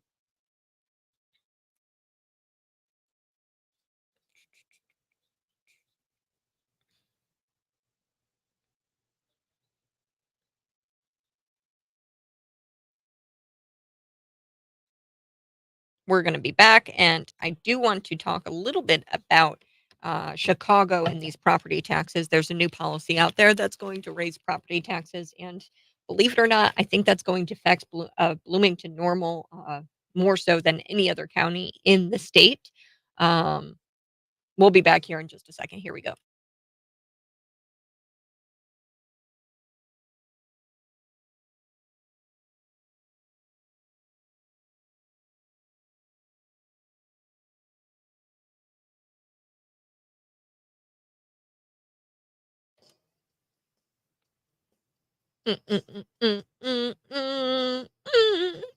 Good morning. Hey, this is the Morning Buzz. CNN snapping on this guest for calling Hunter Biden a scumbag. And I love this text message. You can always be a part of the show. Calling Hunter Biden a scumbag is making scumbags look even worse. Yes. And then I also like this one as well. Mercy triumphs over justice. I do understand. I can call Hunter Biden a scumbag, but also pray for the guy at the same time. I want him to receive justice, but I also want him to receive prayer. And I've been asking you guys what your favorite Bible verse is this morning. I've got a few of them buzzed in here to our text line. The reason why I was asking you guys is because 79% of Americans say that they believe in God. So the guy that pulls the highest, it's not Trump, it's not Ron, it's not Vivek, it's not any kind of politician, it's God himself, right? God uh, is pulling 79% of Americans believe in God. Devil is less popular. A lot of people don't believe in Satan. I believe in Satan. 56% of Americans believe in Satan. So what's your favorite Bible verse? Somebody texted in 1 Corinthians 1:29. And that's in regards to Hunter Biden and just praying for him and to remember where he comes from. Of course, you're going to be a scumbag if you are never held accountable. Do you think Joe Biden holds his son accountable for his actions? Sleeping around with his brother's widow, his dead brother's widow, and then impregnating a stripper, cheating on his dead brother's widow with a stripper, then not acknowledging this daughter, this love child that they made, and Navy, and then going to court to try to strip that young girl of his name, of his last name. Yeah. So CNN snapping on this guest for calling Hunter Biden a scumbag, and she goes, keep it respectful. Okay. Next, Marjorie Taylor Greene, she's talking about Devin Archer and how he confirmed that Joe Biden lied. Now, Devin Archer was in this closed door congressional deposition. And while this closed door deposition was happening yesterday, Marjorie Taylor Greene tweets out and she goes, the president lied. And they are in full panic mode, folks. They are visibly sweating and they're trying to come up with answers for Joe Biden and why there was a mountain of evidence that he was in communication with all of these shady business partners. They're trying to come up with answers in real time, and it's fantastic to see. So we will be getting to Marjorie Taylor Greene.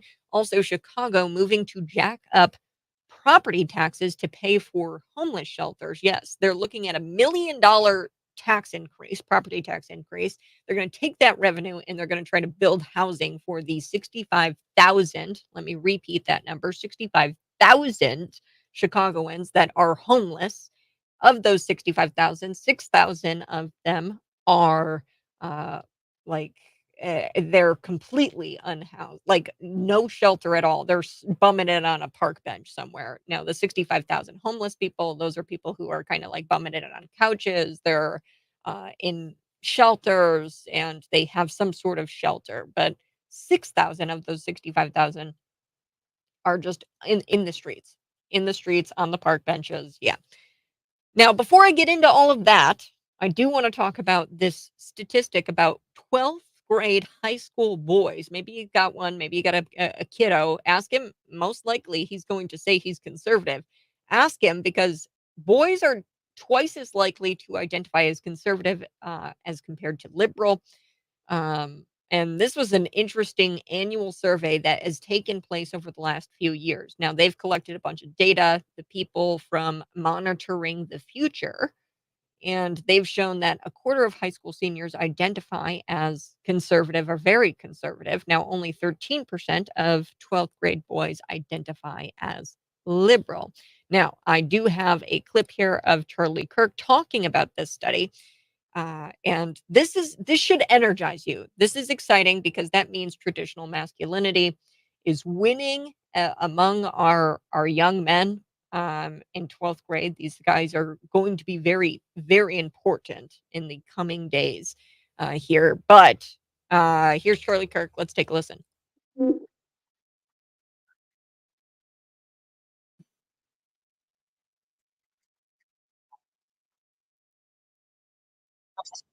All young people are liberal. High school boys are more conservative than any time since 1975.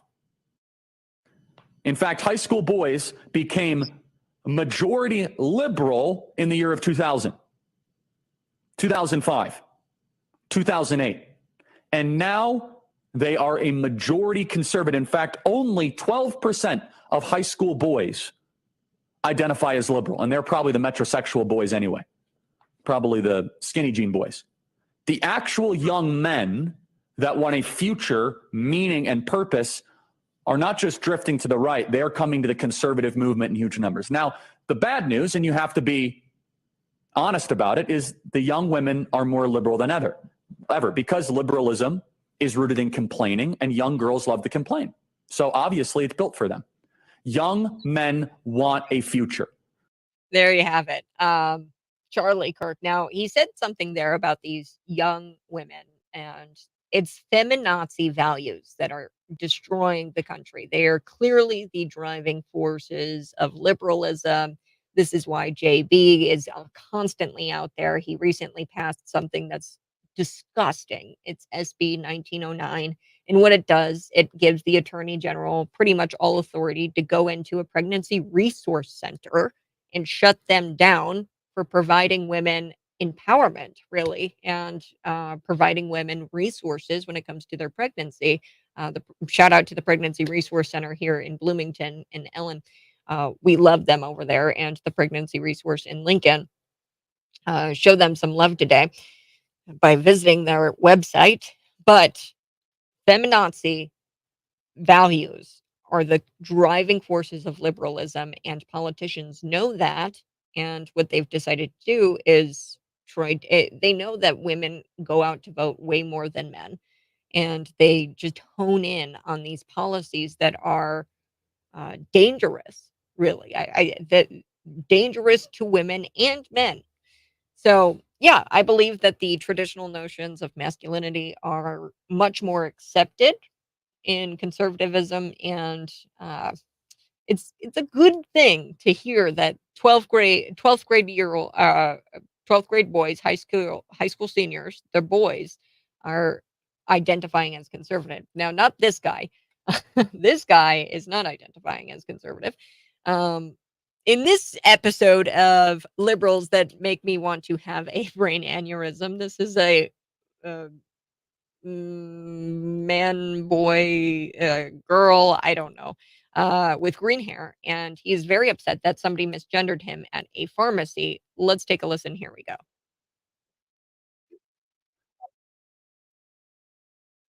Okay, before I get into all of it, I'm going to share it with you here on the live stream. Here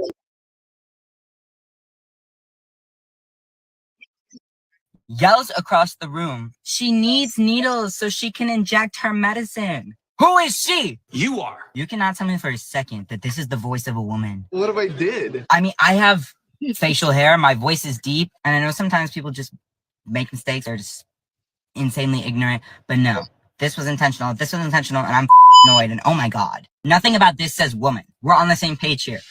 Who's we? Tell me why I just got misgendered at the pharmacy getting my testosterone needles. Because you're a woman. I literally and say that that individual is not one of the young men or well, is a young woman. He's not one of the one in that statistic there where they're twice as likely to identify as conservative. I don't think that he's very conservative, folks. All right, do want to switch gears here. Let's talk about CNN. So they got out there and they snapped at this guest that they had on their show that had called Hunter Biden a scumbag. So just some background. On Friday, as part of the White House news dump, they dumped it at like 6 o'clock via a supermarket tabloid. Joe Biden finally acknowledged his 7th grandchild. Yes, that's the Hunter Biden grandchild, the one where Hunter literally went to court to try to prevent this little girl from having the Biden last name. Critics say that Biden must have gotten terrible poll numbers. He must have been Joe Biden was doing so bad in the polls where they finally had to say that, yes, Navy is my granddaughter. They had to acknowledge her. The Biden supporters, like the media, still swear that Biden is some sort of great family man, despite the Ashley Biden diary, where she describes how he used to shower with her and it made her uncomfortable. That's his daughter. This all played out on CNN, though. Scott Jennings representing the American people. And in the other corner, we have Kasie Hunt, and she's representing the Biden administration. Let's take a listen. Here we go.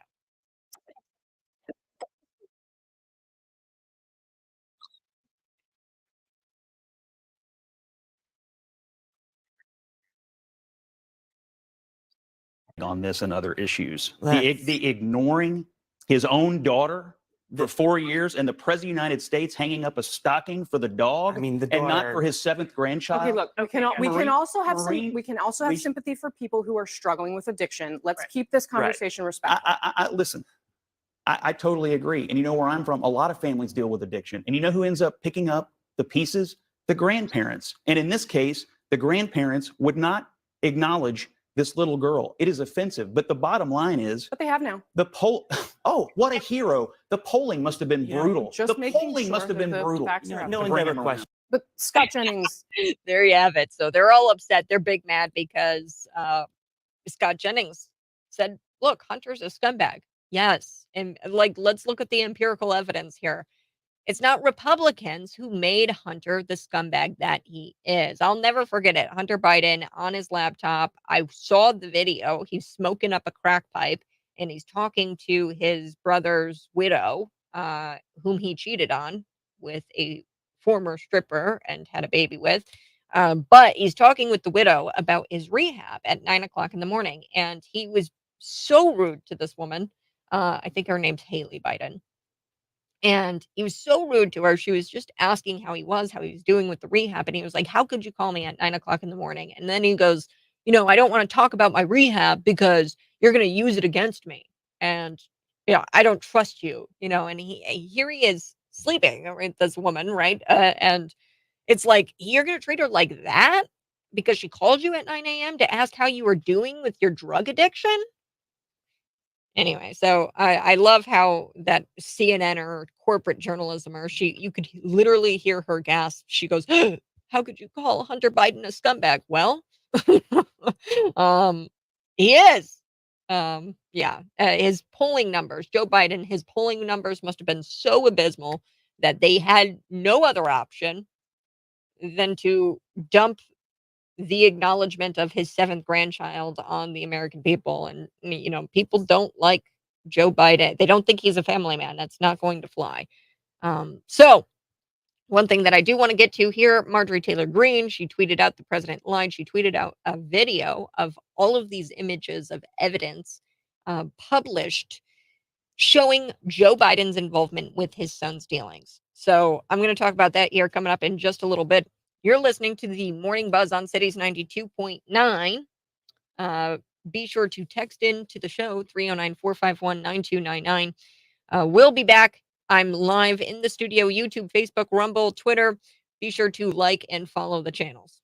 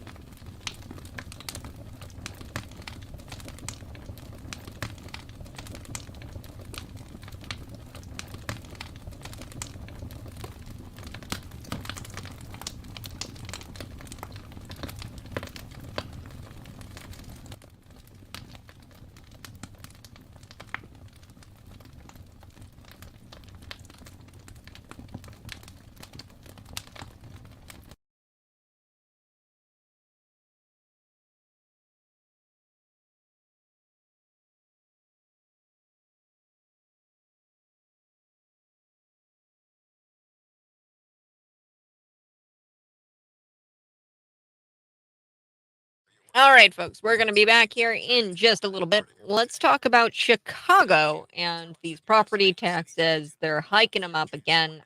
Why? Because they want to house some illegal or some really illegals as well. But they want to house homeless people. So 65,000 homeless people in the city of Chicago. 6,000 of those 65,000 are just on park benches. They're not in shelters of any kind. And what Brandon Johnson wants to do is raise taxes over $1 million. This is not a revenue problem, it's a spending problem. Chicago has a big spending problem. We're going to be back here in just a bit.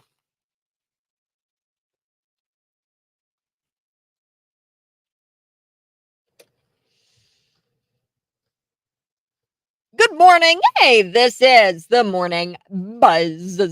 And you can text in at 309-451-9299. I'm live in studio on YouTube, Facebook, Rumble, Twitter.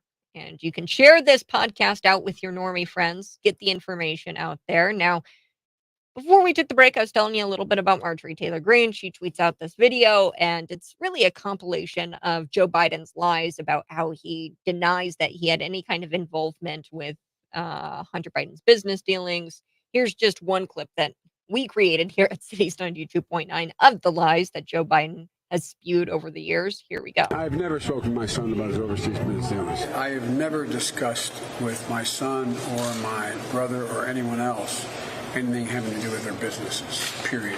There is zero evidence of any assertion being made. How involved were you in your son's Chinese shakedown text message? Were you sitting there? Were you involved? No, I wasn't, and I don't know. Were you? No. No, I wasn't involved. Okay, well, it turns out you were, because Devin Archer's testimony proves that you had 20 different interactions with some business partners of Hunter. Now, what the left is going to try to have you believe is that those interactions were just about the weather, or it was just him saying hi to Hunter Biden's business partners. Come on, give me a break. Give me a break. Before we get into all of that, I do want to warm your heart a bit. I like finding these happy news stories. The news is crazy. There's aliens. There's bongs. Hunter Biden's lawyer smoking a bong off his front porch. And then we've also got like Joe Biden and his business dealings with Hunter. We've got so much in the news. Chicago raising property taxes again, $1 million worth. We've got non-citizens, despite what Governor J.B. Pritzker is going to tell you. He's like, well, they're legal to work here in the United States. They're legal to work here. They have work visa. Yeah, but they also like to get to be a police officer. There's so many different things, right? You've been hearing it in the newscast today. Tom Davis, he's like, well, they can serve in the military anyway. No, federal law prevents them from having a gun. Okay. Federal law prevents them from having a gun, non-citizens, and yet you're going to give them a gun and arresting powers over U.S. citizens. It's a crap law, and he's sitting there lying to you, saying that it's not that big a deal. He's gaslighting you. Governor J.B. Pritzker is gaslighting you like always. But take a step back from the crazy news of the day. Let's take a listen to this story. Now, this is in the suburbs of Melbourne, Australia. There was a little Labrador, a Labrador retriever, and his name is Storm. Now, he arrived at a train station alone at 8 a.m. in the morning. And he proceeded to hop on the 820 commuter line to the city. So he gets on some sort of train, I guess. Now, a closed circuit TV camera shows that Storm, the Labrador, was standing behind the yellow line before running up to an open train door. So he runs up to the train door. Storm hung out on the train for about 8 stops before public transportation employees guided him off the train and contacted his owners. While waiting for his family to pick him up, Storm got a behind the scenes tour of the metro system, and he enjoyed getting pats from everyone that he met. He got pats and pets and loved on. So after his 20-mile train ride adventure, Storm is now back with his family, this little Labrador. Like, Aw, so cute. And it's so cool that they found his family. He must have had like some sort of tag or something to be able to get his family back to him so quickly. But it was a 20-mile train ride that this little pup, this Labrador retriever, went on, and it was a 20-mile train ride adventure. So it's such a sweet story. We're going to be back talking about Marjorie Taylor Greene, this tweet that she released, the video that has all of the evidence of Joe Biden working with his son in these shady business dealings. Also, Rand Paul making a criminal referral for Fauci for lying to Congress. You guys remember when he said there was no gain of function research and we didn't fund gain of function research. Well, there's this new email that I'm going to unpack for us here on the Buzz. That's next on Cities 92.9.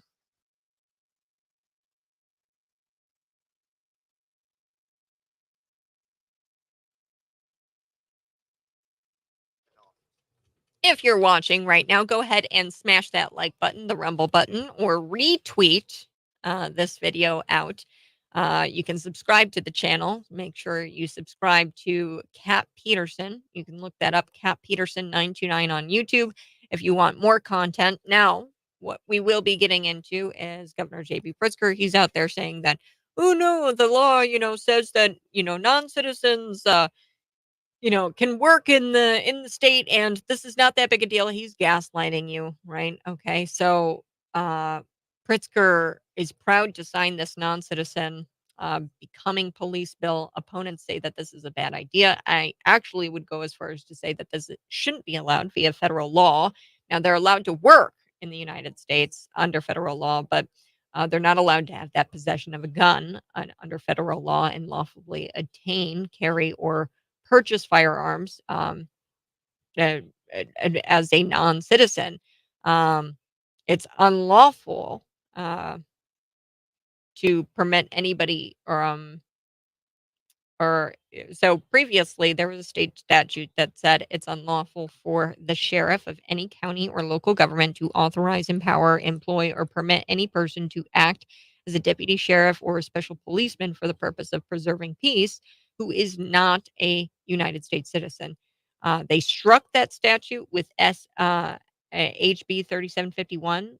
They're circumventing this law, and they're saying there were words that it was unlawful to not. So it is not unlawful. So they're putting that in there, and they're changing the law. Pritzker, he goes, they put it out there on Facebook. They tell lies, blah, blah, blah. Now, before it was passed, Rose didn't use the term illegal immigrant or undocumented migrant discussing his opposition. He used the term non-citizen as the governor's office used announcing the bill. So Rose said it doesn't matter where the applicant came from. If you're not a citizen of the United States, that's what the state statute said, but they changed all of that. So this is just a terrible law. It's against federal law. You can't have guns. You can't empower or employ people who are not citizens of the United States to serve in some sort of special policeman capacity. There's a reason why that law was on the books. They changed the law, and now they are legally authorizing people to obtain, carry, purchase firearms to be a policeman or a sheriff's deputy of some kind. So this is, he said he's proud to sign it, allowing non-citizens, passed with bipartisan support during spring session. Yeah, bipartisan. My God. Or any Republican that voted for this is just not a Republican. Okay. You compromised your values if you voted for this or co-sponsored it. Just saying. It was very clear. The state statute's very clear. If you are not a citizen of the United States, you can't be employed or carry or obtain firearms and also be a special policeman with peacekeeping powers. If you're watching right now, go ahead and smash that like button. That'd be great. If you could also subscribe to the YouTube channel, that's Kat Peterson 929. You can type that into your search bar. We are going to be back. Also, there's a hero that I want to talk about. He's insisting on buying fruit with cash at this cashless store, and he says, "Go ahead, call the police, but I'm going to pay for this fruit, the strawberries, um, with this legal tender that I have here, and you're just going to have to deal with it." And he didn't start the day out wanting to be a hero, but our man just wanted to buy some bloody strawberries, and he bought them for $4.22. And look, I have a clip here from um, the World Economic Forum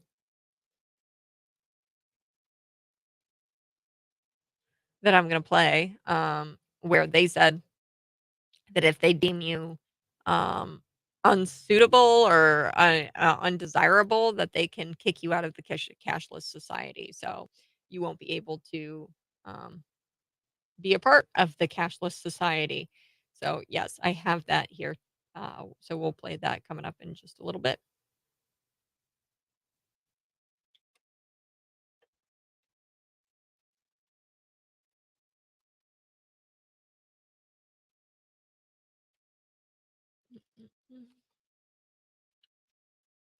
Plenty of non-citizens being handed rifles by the federal government. Oh, yeah, the drug cartels. I, of course, mean those non-citizens serving in our military. So non-citizens becoming police officers doesn't seem so bad on the surface. Um, yeah, but Governor J.B. Pritzker, what he did with this law was change a state statute in order for them to make them police officers. There's peacekeeping abilities, right? So the military, yes, they are peacekeepers in a sense. Um, I don't think that non-citizens should be serving in our U.S. military either, right? But they're not a day-to-day peacekeeper. So a day-to-day peacekeeper is somebody that's much different than somebody serving in the military. We'll be back. Hold on.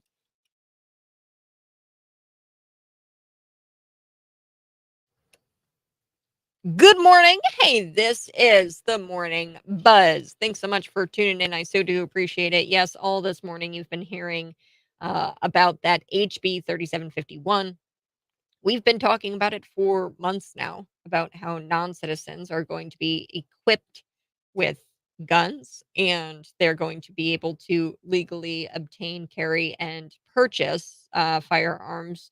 And they are going to have peacekeeping powers. They're going to be employed and empowered and authorized to act as deputy sheriffs, as special policemen for the purpose of preserving peace.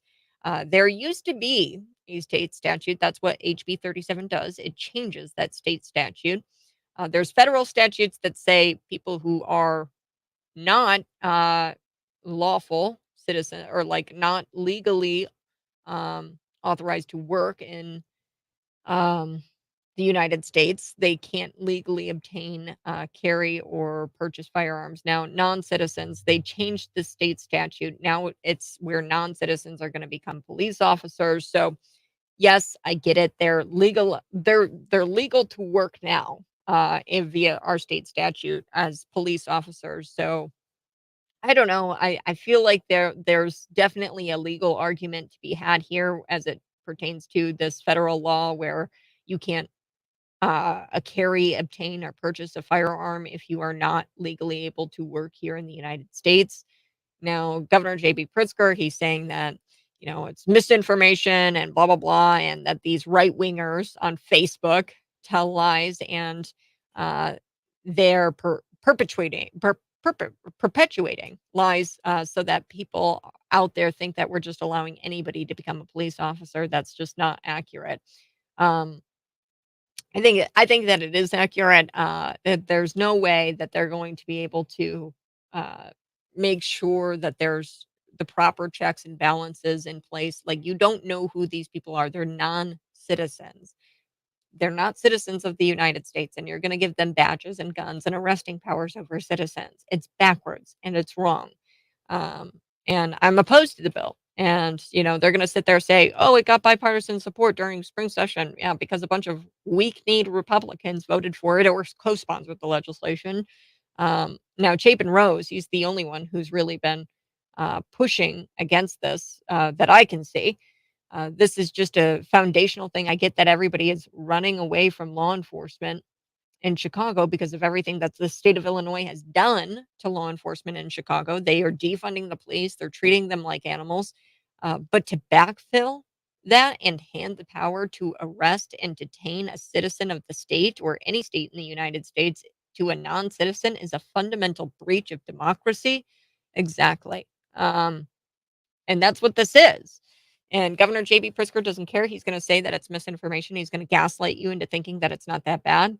It is that bad. And they changed the state statute that said that it was unlawful for a sheriff or any county local government to authorize, empower, employ, or permit a person to act as a sheriff or as a special policeman for the purpose of preserving peace who is not a citizen of the United States. That was the state statute. They changed it all. So I don't know even if it's legal or compliant with the federal law. Federal law says that if you are legally able to work here in the United States, then you can have some sort of, so through this DACA program, through all these other programs, like these work visas, apparently that gives you the ability to obtain and carry and purchase a firearm. It's just wild. I know people who have a hard time getting their FOID card here in the United States, and they're citizens. And JB is just going to give them guns. Like, are you serious right now? I don't know. Terrible bill. All right. Speaking about terrible, Chicago is terrible. They are raising their property taxes yet again. This just in, there's 65,000 homeless people in Chicago. If you guys didn't know that, but they're just homeless, and 6,000 of those 65,000 are unsheltered. So the Chicago City Council members explained that this new policy that they're looking to implement could bring in more than 163 million per year. They're looking to raise property taxes over $1 million and use that revenue to build and to pay for these homeless shelters. This is garbage. Far left, Brandon Johnson said that this is a step forward in his plan to ensure Chicagoans have shelter. Here's the thing. The reason why they are coming to Chicago to be homeless is because you will give them money and you will give them shelter, and they don't have to work for that. If a man doesn't work, he shall not eat, right? It's just not right what's happening here in Chicago, because what's going to wind up happening is that real estate market in Chicago is already struggling. There's a mass exodus happening. McLean County is one of the only counties that saw an influx of people. Most likely what's going to happen are these Chicagoans, it's going to be too expensive for them to live there with this property tax hike, and they're going to leave. And they're going to struggle. The real estate market there is going to struggle, and they're going to come here and they're going to vote for Democrat policies because for some odd reason, it doesn't click that, hey, maybe the reason why I have to leave Chicago and I have to leave this Democrat city is because, I don't know, the policies that I keep voting for and the politicians I keep voting for makes my life a living hell here in Chicago. It doesn't compute with them. So then they move to places like Bloomington Normal and they continue to vote that same way. And then it'll happen here where we start housing people and raising our taxes to house these people and to build homeless shelters for the homeless population. And it's not that I don't have a heart for these people. It's not that. However, it's not a revenue problem. It's a spending problem. Readjust your spending, man. Brandon Johnson, you should be serving the public safety, getting people off of the streets. Yeah. Stop spending money on complete trash, on woke liberalism, right? And reevaluate your spending. There's no reason to increase those property taxes. I'll tell you that right now.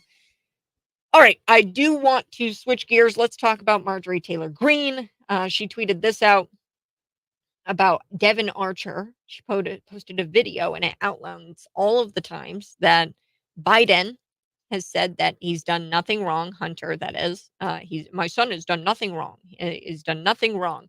And then with this video of this compilation of Joe Biden lying and saying that his son has done nothing wrong, there's evidence of Hunter bribing a Chinese oligarch and using his father's power as a vice president to get money and to squeeze money out of a Chinese oligarch There's that WhatsApp message. There's some emails that suggest that Joe Biden was, with these business partners and was working with these business partners alongside Hunter Biden. Let's take a listen to Marjorie Taylor Greene's tweet where she titled that Biden lied, and Devon Archer just confirmed it. She's talking about that closed door deposition that happened yesterday. And look, I think Devon Archer needs some sort of immunity.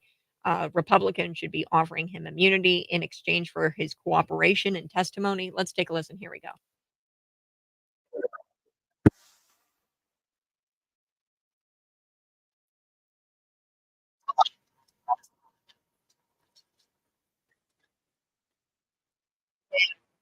0 evidence of any assertion being made. You know, there's not one single bit of evidence, not one little tiny bit to suggest anything done was wrong. There's not a scintilla of evidence that I did anything wrong. No one has produced one scintilla of evidence that I did anything other than do my job for America. I don't discuss business with my son. Have you ever spoken to your son about his overseas business dealings? I've never spoken to my son about his overseas business. And I've never discussed what my son's business with him because I didn't want any conflict. Do you stand by your statement that you did not discuss any of your son's overseas business Yes, dealings? I stand by that statement. First of all, I have never discussed with my son or my. So there you have it, folks. Hunter Biden lying. And Marjorie Taylor Greene pointed that out in her tweet. And she told the Daily Mail that Devon Archer, testified that the Bidens were in the actual business of influence peddling. This is damning. And don't listen to anybody who says it's not damning. It is damning. And there's evidence that suggests that Joe Biden was, there's emails from oligarchs, from Ukrainian oligarchs that say, oh, it was so great to meet you and your dad. It was nice to meet you and your dad regarding this business deal, XYZ business deal. Republicans should be offering Devon Archer immunity in exchange for his continued cooperation. I'm afraid that he's going to clam up before we can draft up some sort of articles of impeachment. I hope that doesn't happen. According to this testimony that Devon Archer gave, I guess Joe Biden spoke over 20 times about his business deals, about Hunter Biden's business deals. And look, the left is going to say, oh, well, Joe Biden was talking about the weather. He was talking about what he had for lunch that day, not about his business deals. That's a lie. There's no way, right, that he was just talking about the weather with these people. That's what they're going to try to make you believe. Now, I do want to take a break, but we are going to be back. And I've got a fellow, he's an older man, a conservative-based man out of UK. I think this guy is a hero. He just wanted to pay for his fruit with cash, folks, in this cashless store, was refusing to let him buy these strawberries with cash. Have you ever been somewhere where you just wanted to pay for something with cash and they wouldn't let you because of this cashless society? I've got a crazy clip from the World Economic Forum, and this guy is content king here on the Morning Buzz. That's next.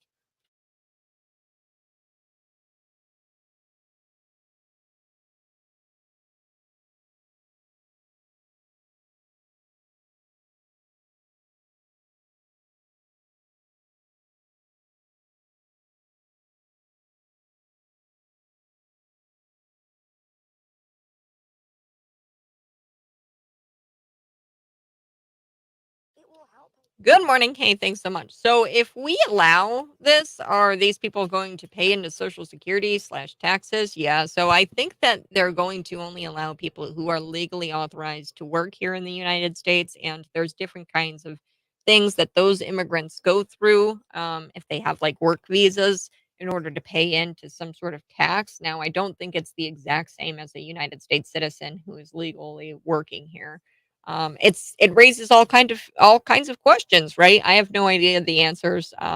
It doesn't seem like they're really interested in getting answers to the Illinois public about non-citizens being armed with a badge and gun and arresting powers over United States citizens. It sounds like something that is just completely against democracy. It's backwards. It's backwards. And Governor J.B. Pritzker is going to sit there and say it's not that bad. It is that bad. And Republicans too, I bet, would sit there and say, oh, it's not that bad. And they're legally authorized to work anyway in the United States. And it's like, now we're just arming them with a police badge and a gun. There's a specific state statute that they amended with HB 3751 that said that you cannot employ or empower people who are non-citizens with badges, guns, arresting powers, and with the task of keeping the peace. If you're watching right now, go ahead and smash that like button. We're going to be back in just a couple of moments.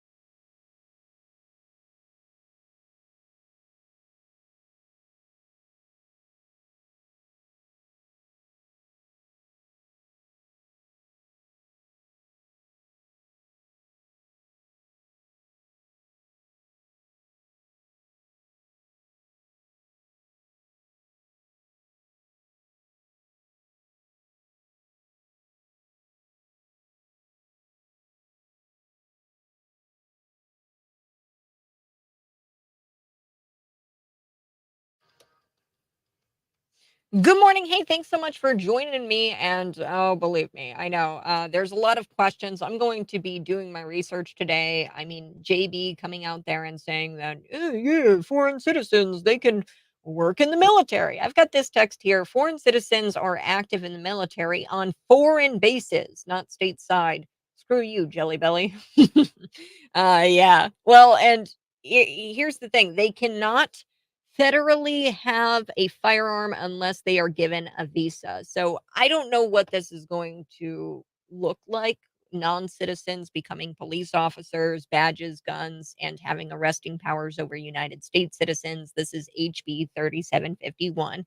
And all that I know that HB 3751, there was a state statute on the books that they amended that said specifically that non-citizens cannot be employed to be some sort of special policeman or a deputy sheriff. They can't obtain or carry firearms, and it's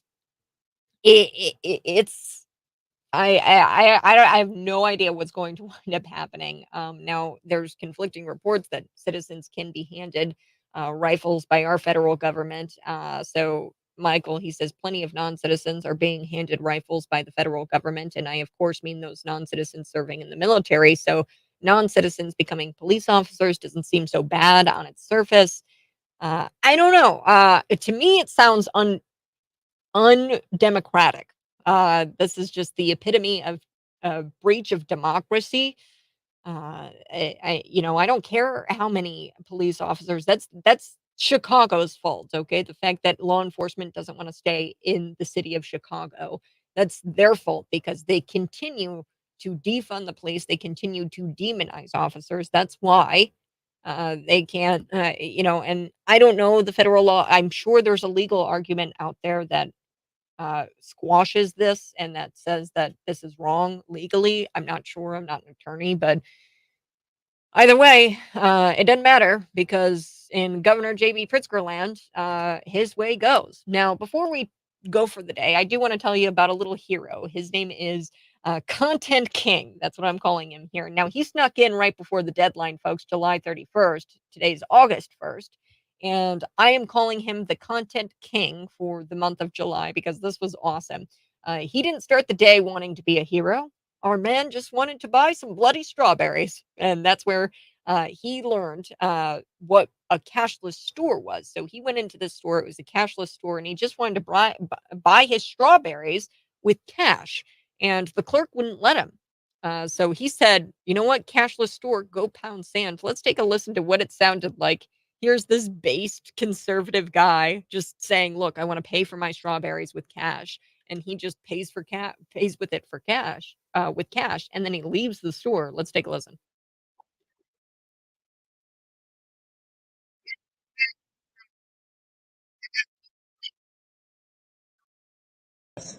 So you people take that money, £1.90, and I will take my strawberries outside. You can't take that. You can't take that. The police is on their way. You can't take that. Police is on their way. You can't take that. So he says, go ahead, call the police. See if I care. He goes, I have legal tender here, and I am going to eat my strawberries. I have legal tender, and I'm paying you with this cash. So have you ever been somewhere where you had to pay via Visa or Visa credit card or a Cash App?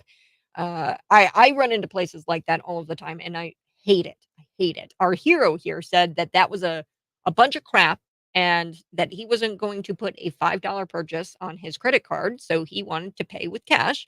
And he said, screw your Apple Pay. I'm not paying with Apple Pay. I'm going to pay for my strawberries with cash. And this brings me to this clip from the World Economic Forum. They want to be in a cashless society. And the reason they want to be in a cashless society is because they can regulate it and they get to determine who gets to be in the cashless society. Here's the World Economic Forum talking about how the less desirable will be locked out of a cashless society. Here we go.